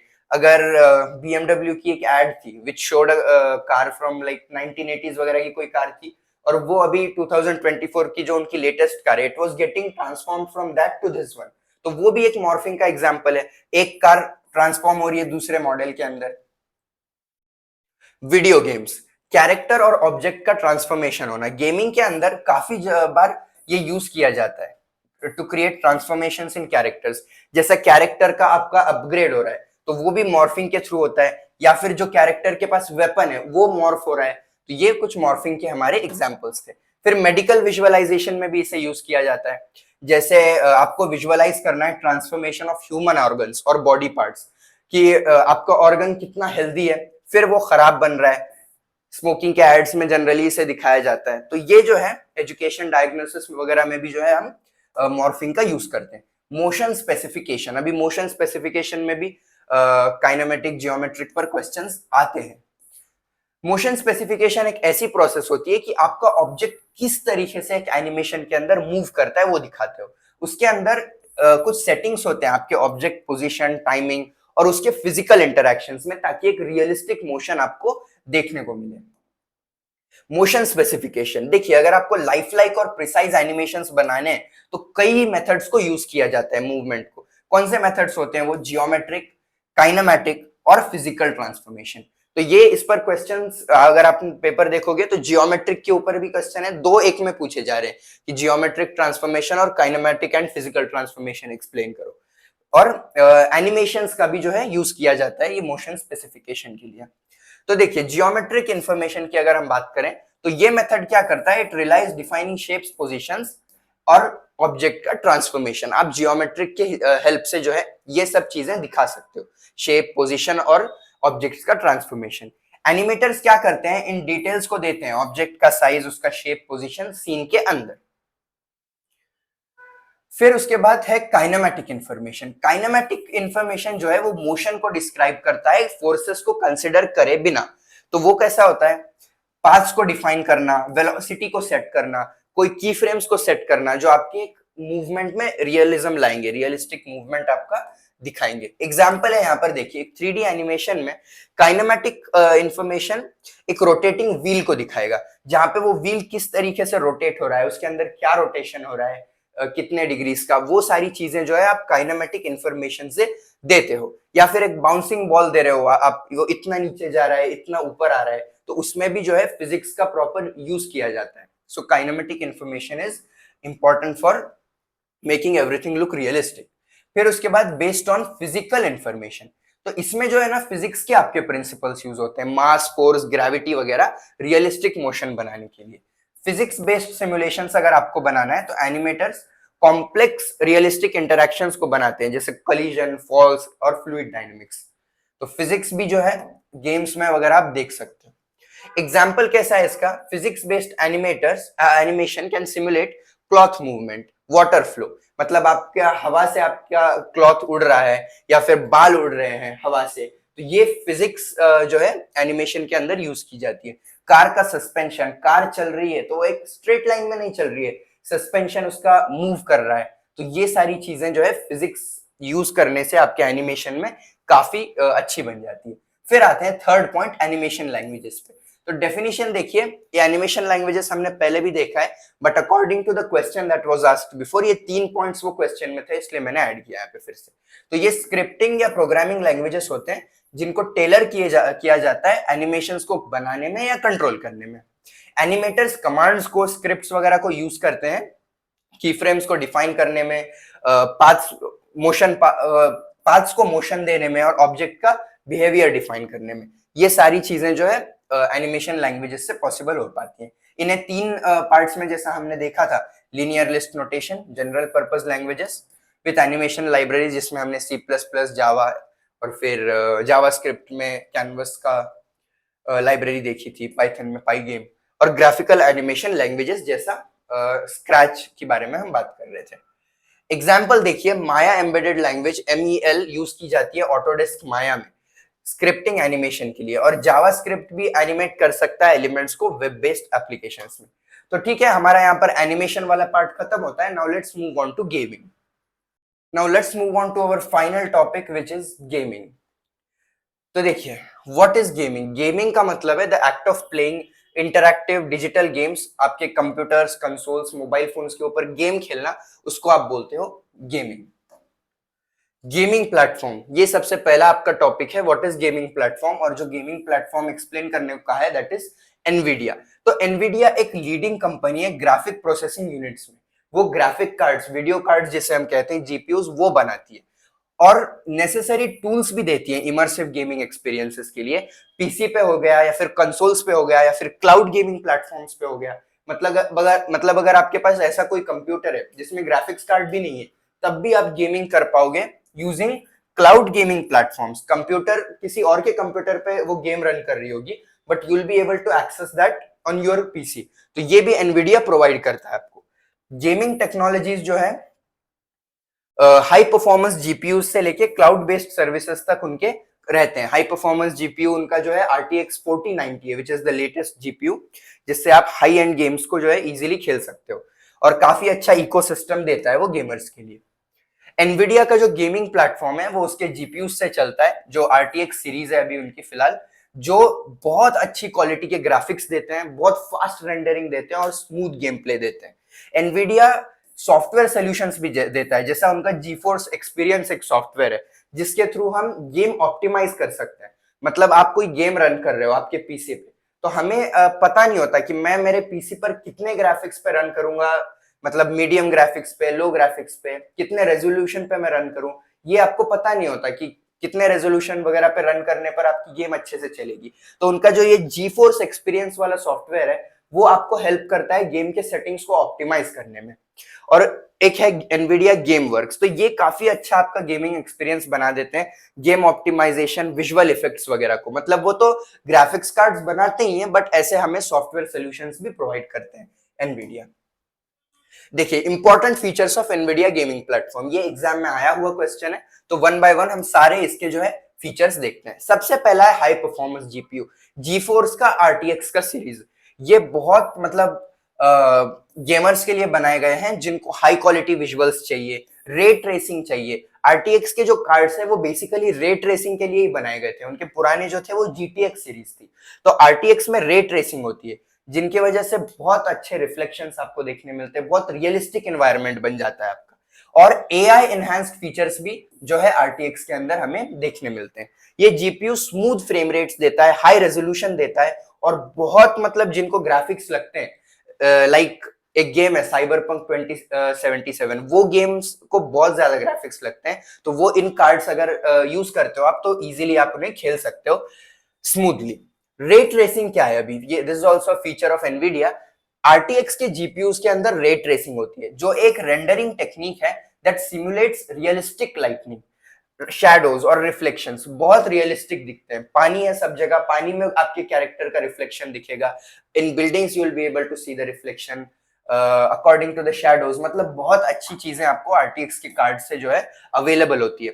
लाइफ लाइक विजुअल्स मिलते हैं आपको। In supported games. Not all games support ray tracing, but those who do, बहुत अच्छा वहां पे आपको दिखेगी चीजें। फिर है DLSS, deep learning super sampling. इसमें क्या होता है, एआई का यूज करता है वो graphic card to upscale lower resolution images in real time. मतलब आप जो है गेम जनरली जो हम रन करते हैं वो एचडी पर करते हैं 1920 बाय 1080 पे, ये रेजोल्यूशन पे। लेकिन अगर आप जो है 1280 बाय 720 ये रेजोल्यूशन पे भी अगर आप आपकी गेम रन करोगे तो आई मीन ये रेजोल्यूशन पे हम गेम नहीं रन करते, बट ये क्या करता है DLSS, गेम को ये रेजोल्यूशन पे रन करता है। तो ये रेजोल्यूशन पे रन करने से आपकी क्वालिटी अच्छी हो जाएगी। जब आप आई मीन क्वालिटी नहीं अच्छी होगी, परफॉर्मेंस अच्छा होगा। जब आप क्वालिटी कम कर देते हो आपके गेम की, फोन पे या पीसी पर आप जब गेम की क्वालिटी कम करते हो तो गेम के FPS परफॉर्मेंस आपको अच्छा मिलता है। अगर 30 FPS मिल रहे हैं यहाँ पे आपको, तो यहाँ पे आपको 60 FPS मिल सकते हैं ये रेजोल्यूशन पे। तो क्वालिटी कम करोगे तो परफॉर्मेंस बढ़ेगा। तो DLSS यही करता है, आपकी गेम की क्वालिटी को कम करता है, परफॉर्मेंस बढ़ाता है, लेकिन ये जो क्वालिटी है इसको वो अपस्केल कर देता है DLSS के हेल्प से। मतलब वो गेम इस पर रन नहीं करती, गेम इसी पर रन करती है, लेकिन एआई के हेल्प से उसको अपस्केल करके वो इसमें कन्वर्ट कर देता है। तो मतलब आपको क्वालिटी भी अच्छी मिल जाती है और FPS भी जो है आपको अच्छा मिल जाता है। विजुअल क्वालिटी भी सैक्रिफाइस नहीं होती है और गेम्स काफी स्मूथ रन करते हैं आपके। फिर है एनवीडिया रिफ्लेक्स, ये एक स्वीट है ऑफ टेक्नोलॉजीज जिससे लेटेंसी जो है हमको कम करनी है। तो फास्ट और रिस्पॉन्सिव गेम प्ले चाहिए हमको। स्पेशली ये कॉम्पिटिटिव गेमिंग में ई स्पोर्ट्स वाले जो भी लोग हैं उनके लिए बहुत यूजफुल होता है, जहां पर एक एक मिली सेकेंड आपका काउंट करता है। तो एनवीडिया रिफ्लेक्स भी वहां पे बहुत यूजफुल है। फिर है एनवीडिया का जी सिंक, ये एक ऐसी टेक्नोलॉजी है जो आपके मॉनिटर का रिफ्रेश रेट जो है उसको सिंक्रोनाइज करता है आपके फ्रेम आउटपुट से। मतलब आपका गेम जो भी आपको FPS दे रहा है, गेम आपको FPS दे रहा है फॉर एग्जांपल 80 का, तो आपका जो ये जी सिंक है वो जो रिफ्रेश रेट है, मतलब फॉर एग्जांपल अगर 144 हर्ट्ज का आपका मॉनिटर है, वो उसको सिंक्रोनाइज कर देगा 80 के साथ। तो 80 FPS आपका रिफ्रेश रेट 80 रहेगा, और जो हर्ट्ज है मॉनिटर के वो भी 80 हो जाएंगे, दोनों सेम होंगे, तो बहुत अच्छा गेमिंग एक्सपीरियंस आपको देखने को मिलेगा। एनवीडिया का जी सिंक है, AMD वालों का भी फ्री सिंक है। बहुत सारे मॉनिटर्स पर आपको दिखेगा अगर आप चेक करोगे तो जी सिंक या फिर AMD का फ्री सिंक, बट AMD नहीं देख रहे हैं हम now, for now we are just looking at Nvidia. फिर है GeForce एक्सपीरियंस, ये सॉफ्टवेयर क्या करता है, एक इजी वे देता है गेमर्स को उनके सेटिंग्स को ऑप्टिमाइज करने के लिए, जो मैं सबसे पहले कह रहा था।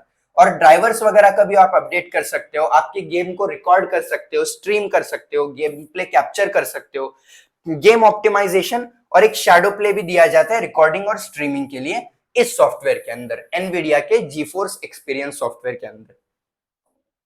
फिर है एनवीडिया का गेमवर्क्स, ये भी एक स्वीट ऑफ टूल्स और टेक्नोलॉजीज है जो एनवीडिया देता है डेवलपर्स को। ये गेमर्स के लिए नहीं, डेवलपर्स के लिए है, ताकि वो अच्छे गेमिंग विजुअल्स को बना सके, रियलिस्टिक फिजिक्स को यूज कर सके, हेयर रेंडरिंग कर सके, और एडवांस लाइटिंग टेक्निक्स। मतलब जो आपका कैरेक्टर है उसके बाल एकदम फिजिक्स के जैसा, आई मीन रियलिस्टिकली जैसा होंगे वैसा आपको गेम के अंदर दिखेंगे बाय यूजिंग दिस थिंग।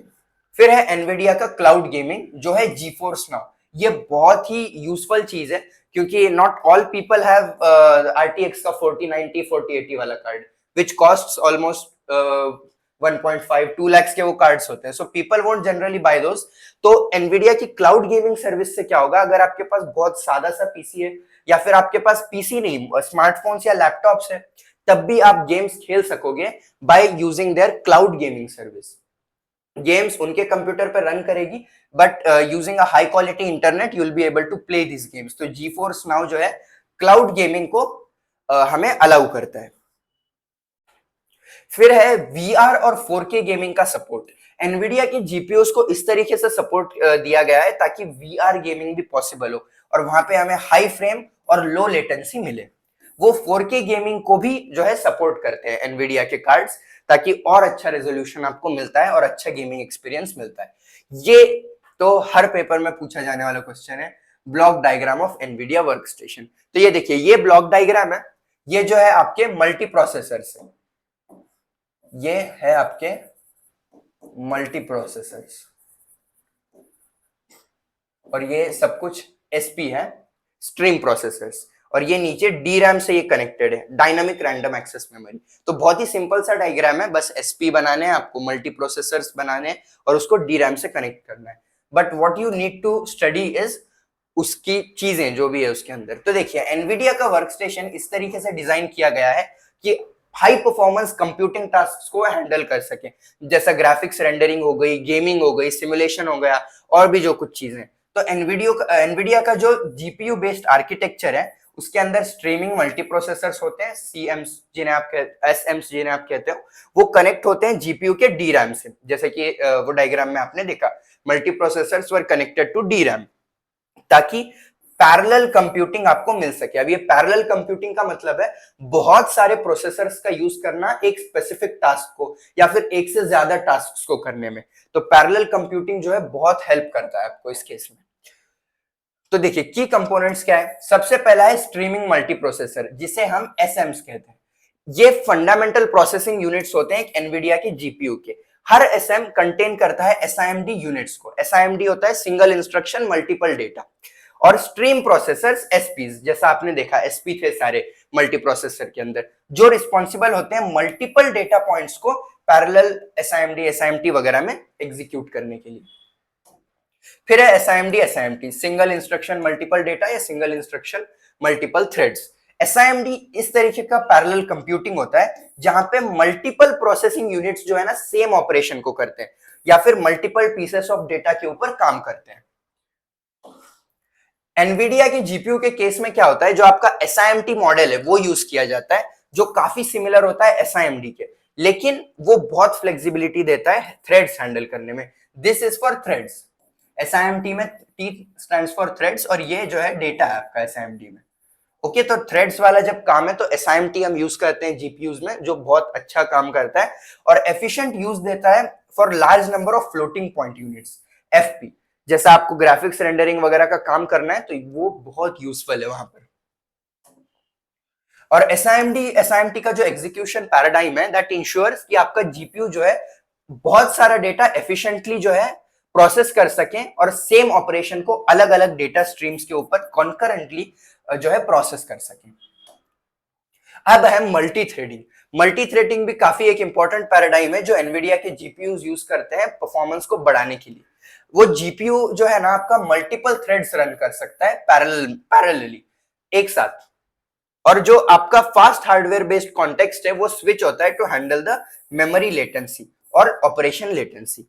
ये पैरेललिज्म जीपीयू में काफी इसेंशियल है क्योंकि वो आइडल टाइम्स आपके मिनिमाइज कर देता है, वो खाली नहीं रहता, वो टाइम पर भी कुछ ना कुछ जो है ऑपरेशंस चलते हैं due to waiting for memory access, enabling continuous processing of task. Continuous task आपके उसमें चलते रहते हैं, वेटिंग फॉर मेमोरी एक्सेस का यहाँ पे काम ही नहीं रहता कुछ। रोल क्या है इसका गेमिंग और ग्राफिक्स में, तो वही है कि एसआईएमटी आप मल्टी थ्रेडिंग के साथ कंबाइन कर देते हो तो जीपीयूज आपके बहुत कॉम्प्लेक्स टास्क हैंडल कर सकते हैं, गेमिंग रेंडरिंग वगैरह जैसे। फिर जीपीयू का जो high floating point execution bandwidth है, ये चीज याद रखिए, high floating point execution bandwidth, वो ना उसके वजह से आपके जो टास्क है जिनको बहुत कंप्यूटेशनल पावर लगती है, गेमिंग वगैरह आप कर सकते हो। देखिए high floating point execution bandwidth, और दूसरा था मल्टी थ्रेडिंग को कंबाइन करना एसआईएमडी और एसआईएमटी के साथ। तो ये दो चीजें से गेमिंग वगैरह के टास्क हमारे बहुत इजी हो जाते हैं। अब आते हैं हम इंटेल i860, जिसको 80860 भी कहा जाता है। तो ये क्या है, अभी इंटेल i860 एक RISC था जिसको रिड्यूस्ड इंस्ट्रक्शन सेट कंप्यूटिंग कहा जाता था, और वो एक माइक्रो प्रोसेसर था जो इंटेल ने निकाला था 1989 में। ये वो टाइम का बहुत पावरफुल प्रोसेसर था, it was a powerful and innovative processor उसके टाइम में, पार्टिकुलरली जब आपको हाई परफॉर्मेंस कंप्यूटिंग्स, ग्राफिकल या फिर साइंटिफिक एप्लीकेशंस करने रहते हैं तो आप इंटेल i860 का यूज करते थे इन दैट टाइम। देखिए ये उसका आर्किटेक्चर है, मैं सिंपली इसका आर्किटेक्चर एक्सप्लेन करता हूं। तो देखिए सब में पहले आपका होता है मेमोरी ब्लॉक। मेमोरी ब्लॉक के अंदर जो है ना डेटा लिया जाता है, फेच किया जाता है या स्टोर किया जाता है प्रोसेसर के अंदर प्रोसेस करने के लिए। वो एक 32 बिट एड्रेस बस से जो है कनेक्टेड होता है। उसके बाद यह है कैशे इंस्ट्रक्शन। इसके अंदर जो भी इंस्ट्रक्शंस आपको देना है अंदर प्रोसेसर के अंदर, वो स्टोर किए जाते हैं जो रीयूज कर सको आप, मतलब बार बार जो चीजें आपको यूज करनी है वो कैशे इंस्ट्रक्शन के अंदर वो इंस्ट्रक्शंस स्टोर्ड होते हैं, ताकि आपको बार बार मेमोरी ब्लॉक से चीजें ना लेना पड़े और फास्ट आपका काम हो। तो इसमें ऑलरेडी डेटा स्टोर्ड होता है which will efficiently be used, which will efficiently be reused। फिर कैशे डेटा का भी वही काम है, यहाँ पर इंस्ट्रक्शन आप स्टोर करते हो, यहाँ पे डेटा स्टोर करते हो जो आपको फ्रीक्वेंटली यूज करना है। फिर ये जो RISC इंटीजर ब्लॉक है, ये होता है यहाँ पर इंटीजर ऑपरेशंस करने के लिए, और फ्लोटिंग पॉइंट कंट्रोल ब्लॉक होता है फ्लोटिंग पॉइंट, जो नॉन इंटीजर वैल्यूज होंगी उनके ऊपर ऑपरेशंस करने के लिए आप फ्लोटिंग पॉइंट कंट्रोल ब्लॉक का यूज करते हो। फिर एक बस कंट्रोल ब्लॉक है, जो एक्सटर्नल जो भी आपका डेटा है उसके साथ डेटा फ्लो करने में, एक्सटर्नल कंपोनेंट्स का जो डेटा है वो जो भी होगा उसके साथ डेटा फ्लो करने में बस कंट्रोल ब्लॉक यूज होता है, and it is connected to a 64 bit data bus. This is connected to a 64-bit data bus and this is to a 32-bit data address bus। तो देखिए यहाँ पर एक आपका ग्राफिक्स ब्लॉक है। Graphics block के अंदर ग्राफिकल चीजें होती है, जैसा रेंडरिंग या फिर कुछ भी ग्राफिक्स से रिलेटेड काम करना है वो इस ब्लॉक में किया जाता है, और वो ये इनपुट लेता है, डेस्टिनेशन, सोर्स 1, सोर्स 2, इनको वो इनपुट लेता है।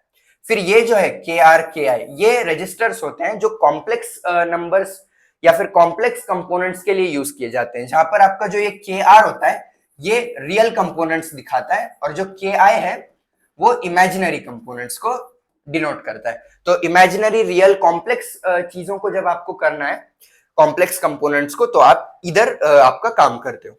और ये जो T है ये एक टेम्पररी बफर होता है जो इंटरमीडिएट रिजल्ट की तरह काम करता है, ऊपर से आया हुआ डेटा लेता है और फिर एडर ब्लॉक की तरफ वो भेजता है उसको। एडर ब्लॉक में क्या होता है, जो भी आपको एडिशन वाले चीजें करनी है वो आप करते हैं, यहाँ पे इंटीजर फ्लोट दोनों का एडिशन यहाँ पर इजीली किया जा सकता है। और फिर मल्टीप्लायर ब्लॉक जो है मल्टीप्लीकेशन वाली चीजें करता है, ये एडिशन वाले और ये मल्टीप्लीकेशन। यहाँ पर भी आप फ्लोटिंग पॉइंट वैल्यूज और इंटीजर वैल्यूज को जो है मल्टीप्लायर ब्लॉक में इजीली मल्टीप्लीकेशन कर सकते हो। अभी वन बाय वन सब चीजें देखते हैं। सबसे पहले मेमोरी ब्लॉक है, ये कनेक्टेड रहता है एक 32 बिट एड्रेस बस से। ये रिस्पॉन्सिबल होता है डेटा स्टोर फेच करने में जो प्रोसेसर को लगता है। वो इंस्ट्रक्शन जो है एड्रेसेस वो RISC इंटीजर ब्लॉक को भेजता है, और कैशे इंस्ट्रक्शंस को जो है वो उसके इंस्ट्रक्शंस भेजता है मेमोरी ब्लॉक। उसके बाद जो अगली चीज है वो है कैशे इंस्ट्रक्शन। ये एक इंस्ट्रक्शन कैशे की तरह एक्ट करता है, जो भी फ्रीक्वेंटली यूज्ड इंस्ट्रक्शंस है उन्हें स्टोर करता है, ताकि कभी भी जरूरत पड़े तो इजीली आपका फास्ट एग्जीक्यूशन हो जाए। प्रोसेसिंग की स्पीड काफी बढ़ जाती है, मेन मेमोरी की तरफ बार बार जाना नहीं पड़ता उस उतने डेटा के लिए जिसको आप फ्रीक्वेंटली यूज करते हो। कैशे डेटा भी सेम चीज है, frequently access data for quick retrieval. Communicates with the bus control block for data exchanges. Data को एक्सचेंज करना है तो ये बस कंट्रोल ब्लॉक से जो है कम्युनिकेट करता है, और आपका बस कंट्रोल ब्लॉक जो है एक्सटर्नल जो भी डेटा फ्लो करना है वो काम करता है। RISC इंटीजर ब्लॉक, ये इंटीजर ऑपरेशंस को जो है देखता है फॉलोइंग द RISC डिजाइन का प्रिंसिपल। ये इंस्ट्रक्शंस लेता है मेमोरी ब्लॉक से और फास्ट बेसिक ऑपरेशन कर देता है इंटीजर्स के ऊपर, इंटीजर ब्लॉक। इसके बाद है आपका फ्लोटिंग पॉइंट कंट्रोल ब्लॉक। ये फ्लोटिंग पॉइंट ऑपरेशंस को मैनेज करने के लिए होता है, नॉन इंटीजर कैलकुलेशंस के। ये कम्युनिकेट करता है बस कंट्रोल ब्लॉक से और इंटरैक्ट करता है एडर और मल्टीप्लायर ब्लॉक से। फिर देखिए बस कंट्रोल ब्लॉक, ये मैनेज करता है data flow between the processor और आपका एक्सटर्नल कंपोनेंट, बस कंट्रोल ब्लॉक, और ये कनेक्टेड होता है एक 64 बिट डेटा बस से। तो 64 बिट डेटा बस से जो है ये डेटा फ्लो करता है आपके प्रोसेसर और एक्सटर्नल कंपोनेंट से। ये एक इंटरमीडियरी के लिए काम करता है, डेटा इंस्ट्रक्शन दोनों के लिए। उसके बाद है ग्राफिक्स का ब्लॉक। तो यहाँ पे आप जो है ग्राफिकल कंप्यूटेशंस जो भी करना है आपको, rendering, manipulation of visual data, ये आप करते हो। इनपुट्स लेते हो आप जो डेस्टिनेशन, सोर्स 1, सोर्स 2 थे in the diagram we saw before graphical transformations के लिए। फिर है एडर ब्लॉक, ये एडिशन ऑपरेशंस करता है इंक्लूडिंग इंटीजर और फ्लोटिंग पॉइंट एडिशंस। इनपुट यहाँ पे वेरियस ब्लॉक से आपके आ सकते हैं, जैसा ग्राफिक्स ब्लॉक या फिर मल्टीप्लायर ब्लॉक। वहां से सारे इंस्ट्रक्शंस आते हैं और यहाँ पे जो है एडिशन के ऑपरेशंस होते हैं। And finally we have multiplier block, ये मल्टीप्लिकेशन ऑपरेशंस को करता है दोनों इंटीजर और फ्लोटिंग पॉइंट नंबर्स के लिए। ये कंजंक्शन में काम करता है एडर ब्लॉक के साथ, मतलब उसके साथ में काम करता है, और मैथमेटिकल कंप्यूटेशंस के लिए ये it is integral for that. फिर देखिए KR KI रजिस्टर्स, रियल और इमेजिनरी कंपोनेंट्स है ये, जो पोटेंशियली हम यूज करते हैं कॉम्प्लेक्स नंबर्स के कैलकुलेशंस के लिए। उनको फीड कर जो भी है वो किया जाता है मल्टीप्लायर ब्लॉक के अंदर, ताकि बहुत सारे हमारे जो ऑपरेशंस हैं जिनके अंदर कॉम्प्लेक्स नंबर्स हो वो हम कर सकें। और है टी ब्लॉक, जो एक टेम्पररी रजिस्टर या फिर बफर की तरह काम करता है इंटरमीडिएट रिजल्ट्स में before sending them to the adder block. जैसा टी था उसके नीचे था आपका adder block. Okay, so with the diagram I hope you'll be able to write about all the components. अगर हम फीचर्स की बात करें तो 5 इसमें फीचर्स दिए गए हैं कि इसमें डुअल पाइपलाइंस है, इंटीजर फ्लोटिंग पॉइंट पाइपलाइंस दोनों है, ताकि आप दोनों ऑपरेशंस को साइमल्टेनियसली हैंडल कर सको। फिर है ग्राफिक्स कैपेबिलिटीज, डेडिकेटेड हार्डवेयर है ग्राफिक्स के लिए, ताकि हाई परफॉर्मेंस ग्राफिकल एप्लीकेशंस जो है ये खुद कर ले सकता है आपका processor without having a GPU in it, तो ये भी बहुत हेल्पफुल होता है। 64 बिट डेटा बस है इसमें, ताकि हाई स्पीड डेटा ट्रांसफर हो सके आपका, और ग्राफिक्स और कंप्यूटेशनल वर्कलोड्स भी जो है फास्ट हो। उसके बाद है पैरेलल प्रोसेसिंग। ये आर्किटेक्चर जो है मल्टीपल कंपोनेंट्स जो है जैसे इंटीजर फ्लोटिंग पॉइंट नंबर्स वो अलाउ करता है, ताकि जो है आप ऑपरेट कर सको एक पैरेलल इंक्रीजिंग थ्रूपुट में। आरआईएससी के प्रिंसिपल्स यूज किए जाते हैं जो सिंप्लीफाइड इंस्ट्रक्शन सेट है, फास्ट एग्जीक्यूशन और फास्ट इंस्ट्रक्शन लेने में वगैरह। एडवांसेस इन गेमिंग, ठीक है, अभी 2 टॉपिक्स बचे हैं बस हमारे, then we can stop. Advances in gaming पर भी क्वेश्चन आया है, और ऑलमोस्ट सभी में जो टॉपिक्स ले रहा हूं वो मैं सिर्फ पीवाईक्यूज के बेसिस पर और सिलेबस थोड़ा कवर हो जाए वो हिसाब से ले रहा हूं। मतलब आपका सिलेबस इसमें कंप्लीटली कवर होता है और सारे पीवाईक्यूज कवर होते हैं, बिकॉज मेजरली पीवाईक्यू स्टडी करना बहुत जरूरी है, पेपर में बार बार पूछे जाते हैं। और चीज ऐसी है कि पेपर में कई बार जो है ना क्वेश्चन सेम नहीं पूछा जाता, थोड़ा सा हटा के पूछ लेंगे। तो अगर आपका थोड़ा सा कॉन्सेप्ट क्लियर है तो अगर वो सेम क्वेश्चन भी नहीं पूछा गया तो आप उसमें आंसर लिख सकते हो। नहीं तो क्या होता है कई बार बस पीवाईक्यूज करके हम जाते हैं तो कुछ क्वेश्चंस हम अधूरे लिखते हैं। इट्स नॉट दैट कि आप वो क्वेश्चन लिख ही नहीं पाओगे, बट प्रिसाइजली नहीं लिख पाओगे आप। इन रेयर केसेस, ऐसा तो जनरली नहीं होगा, but if that ever happens. तो देखिए ग्राफिक्स और विजुअल्स एडवांसेस के अंदर सबसे पहला पॉइंट है ग्राफिक्स और विजुअल्स, उसके अंदर है ray tracing. Real time ray tracing होती है which is a key feature in modern gaming. Realistic lighting, shadows, reflection, ये चीजें हमें देखने मिलती है in by using the Nvidia's RTX graphics cards. फिर 4K और 8K रेजोल्यूशन पर आप गेम खेल सकते हो, which is far beyond what we use. हम तो 2K भी यूज नहीं करते, what we use is HD 1080p। तो 4K और 8K रेजोल्यूशंस पर गेम खेलना will make highly detailed textures, जो कि बहुत अच्छी चीज हो जाएगी। एंड देन वर्चुअल रियलिटी और ऑगमेंटेड रियलिटी का यूज करना, वर्चुअल रियलिटी हेडसेट्स का यूज करना है, जैसा ऑक्यूलस रिफ्ट, HTC Vive या फिर प्लेस्टेशन का VR। ये बहुत इमर्सिव एक्सपीरियंस देते हैं, हमें ऐसा लगता है कि हम एक्चुअली गेम के अंदर है। तो ये VR भी अभी आया है एडवांसेस है गेमिंग में। और AR गेमिंग, ये है ऑगमेंटेड रियलिटी। इसके अंदर कैसा होता है, जैसा पोकेमॉन गो वाले गेम में वो रियल वर्ल्ड एनवायरनमेंट्स को आप वर्चुअल कंटेंट के साथ इंटीग्रेट करते थे। मतलब वो कुछ पोकेमॉन होता था जो रियल वर्ल्ड में आपको दिखता था कि ये यहाँ पर है, so that is augmented reality. Something from the game you are able to see in the world and you yourself are going into that game, that is virtual reality. तो ये कुछ एडवांसेस है। फिर AI और machine learning, AI opponents, games जो है आप advanced AI को यूज कर रहे हैं ताकि इंटेलिजेंट अडेप्टिव एनिमीज को बना सके। नॉन प्लेयर कैरेक्टर्स आपके अभी AI के हेल्प से काफी डायनामिक और अनप्रेडिक्टेबल हो जाएंगे। पुरानी गेम्स में तो क्या है, वही डायलॉग्स बोलता था वो कैरेक्टर आपका जो सेट करके रखे थे। अभी AI के हेल्प से जो ड्रेस पहना हुआ है, जो रेड डेड रिडेम्पशन 2 गेम है रिसेंटली लॉन्च्ड, उसमें भी थोड़ा सा AI का यूज किया गया है। जैसे आपने कपड़े पहने हुए हैं उसके बेसिस पर आपसे जो है NPCs जो नॉन प्लेयर कैरेक्टर्स होते हैं वो आपसे बात करते हैं, अलग अलग डायलॉग्स बोलते हैं वो। तो ये AI से बहुत मतलब आप चीजें कर सकते हो। और जो है automatically vast open world environments जो है जनरेट किए जाते हैं AI के हेल्प से, जैसे हम माइनक्राफ्ट में भी देख सकते हैं। ईच प्लेयर्स एक्सपीरियंस वो यूनिक बनाएंगे, मतलब सेम नहीं रहेगा सबके लिए, जो जैसा खेल रहा है AI के हेल्प से वो कर पाएंगे वो। फिर क्लाउड गेमिंग की तो कई बार हमने बात की, एनवीडिया का जीफोर्स नाउ है, फिर एक्सबॉक्स का भी एक क्लाउड गेमिंग और गूगल का भी एक स्टैडिया है, जिसके हेल्प से जो है हम क्लाउड गेमिंग कर सकते हैं even though we don't have high end gaming hardware. आपके पास अगर वैसा नहीं है हार्डवेयर हमारे पास, तो फिर हम सादे मोबाइल्स पीसी से भी लैपटॉप से कर सकते हैं। Then we have cross platform play. इससे क्या होता है, पहले कैसा रहता था, पीसी वाला ही पीसी वाले के साथ मल्टीप्लेयर खेल सकता था, लेकिन अब जो है पीसी वाला PS4 वाले के साथ, फिर वो निंटेंडो वाले के साथ, कोई एक्सबॉक्स वाले के साथ, सब एक साथ खेल पाएंगे, अलग अलग कंसोल्स वाले। फिर हाई फ्रेम रेट्स और परफॉर्मेंस, इतने अच्छे ग्राफिक्स कार्ड्स अभी आ रहे हैं, जीपीयूज आ रहे हैं, जिनके वजह से आपको 60 एफपीएस तो क्या 120 240 एफपीएस तक भी आपको गेमिंग करने मिलती है। कंपिटिटिव गेमिंग में तो ये बहुत हेल्पफुल होता है।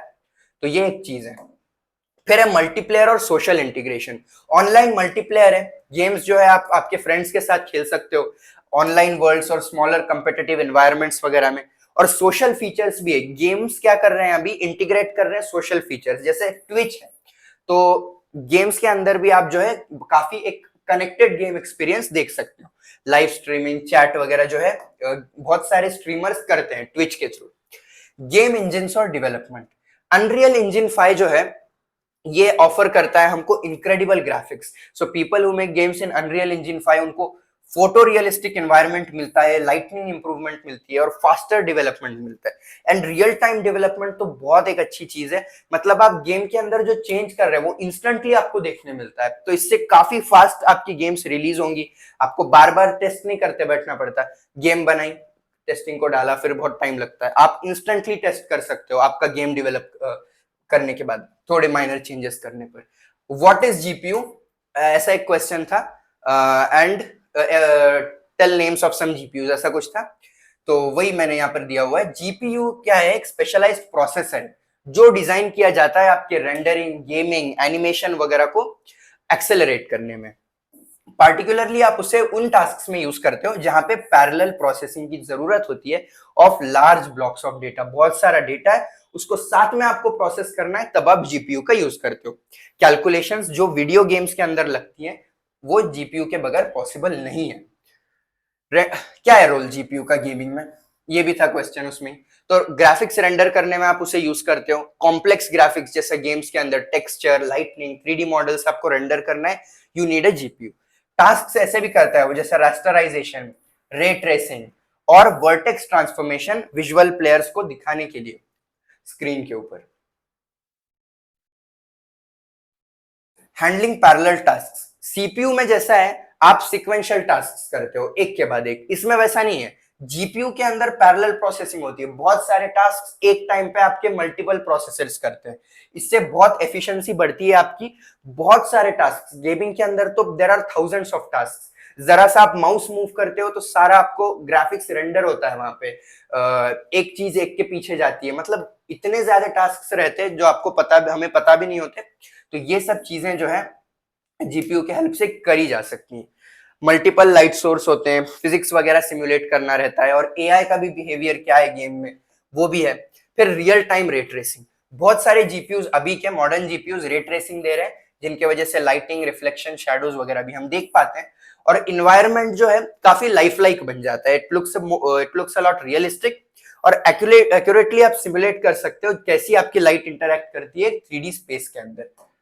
फिर फ्रेम रेट को इंप्रूव करना जीपीयू का काम है।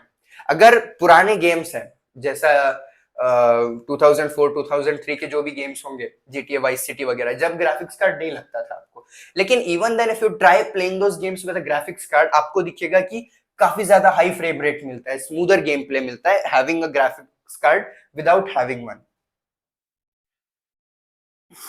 सपोर्टिंग वीआर और 4K गेमिंग, तो जीपीयूज जो है इंटीग्रल होते हैं इन सपोर्टिंग इमर्सिव रियलिटी एक्सपीरियंसेस और 4K गेमिंग में। तो जीपीयू आपको 4K गेमिंग में, वीआर में वगैरह भी काफी हेल्प करता है, लो लेटेंसी और हाई रेजोल्यूशन देता है, काफी स्मूथ परफॉर्मेंस आपको वहां देखने मिलेगा। फिर कुछ जीपीयूज जो गेमिंग के लिए यूज किए जाते हैं, यहाँ पर 4 मैंने दिए हुए।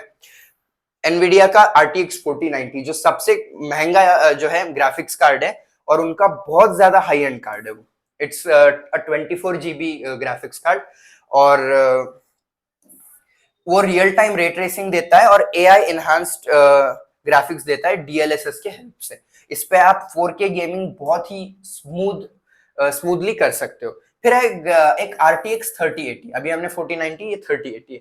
3080 जो है ना, ये भी हमें 4K गेमिंग देता है और ये काफी कम एक्सपेंसिव है उसके मुकाबले में 4090 के। तो इसमें भी हमें अच्छे फ्रेम रेट्स मिल जाते हैं, अच्छा रे ट्रेसिंग मिल जाता है, तो काफी पावरफुल परफॉर्मेंस आपको एक कम प्राइस पॉइंट, कम तो है नहीं, it's also expensive but compare to 4090 ये ठीक ही है, कम ही रेट है उसका। फिर AMD के भी ग्राफिक्स कार्ड होते हैं। AMD का RX 6900 XT जो है, ये भी एक हाई परफॉर्मेंस गेमिंग जीपीयू है, जो डायरेक्टली एनवीडिया के जो टॉप ग्राफिक्स कार्ड होते हैं 4090 4080 उनसे compete करता है। ये भी 4K गेमिंग देता है और हाई फाई विजुअल्स देता है हमें, इंप्रेसिव फ्रेम रेट्स के साथ, बढ़िया जो फ्रेम रेट्स है ज्यादा हमें देखने को मिलते हैं। फिर एक एनवीडिया का पुराना ग्राफिक्स कार्ड है, मतलब उसके पुराने ही आते थे GTX में रे ट्रेसिंग नहीं होती है, RT there is for ray tracing, तो GTX पुराने where ray tracing was not possible. तो ये काफी अफोर्डेबल जीपीयू है एनवीडिया का, इसमें आप नॉर्मली 1080p गेमिंग अच्छे से कर ले सकते हो और वहां पे आपको प्रॉपर स्मूथ जो है फ्रेम रेट्स देखने को मिलेंगे। तो यहाँ पर हमारा कंप्यूटर ग्राफिक्स पूरा खत्म होता है। अभी बचा है बस OOP के 2 यूनिट्स और FDS के 2 units, which I will cover in the coming 4 days most probably. So thank you everyone for watching. For those who watched the complete computer graphics first से 6th unit तक, it was a great time teaching everyone, and I also thank everyone for those who've subscribed, those who've commented on the videos, and again thank you everyone.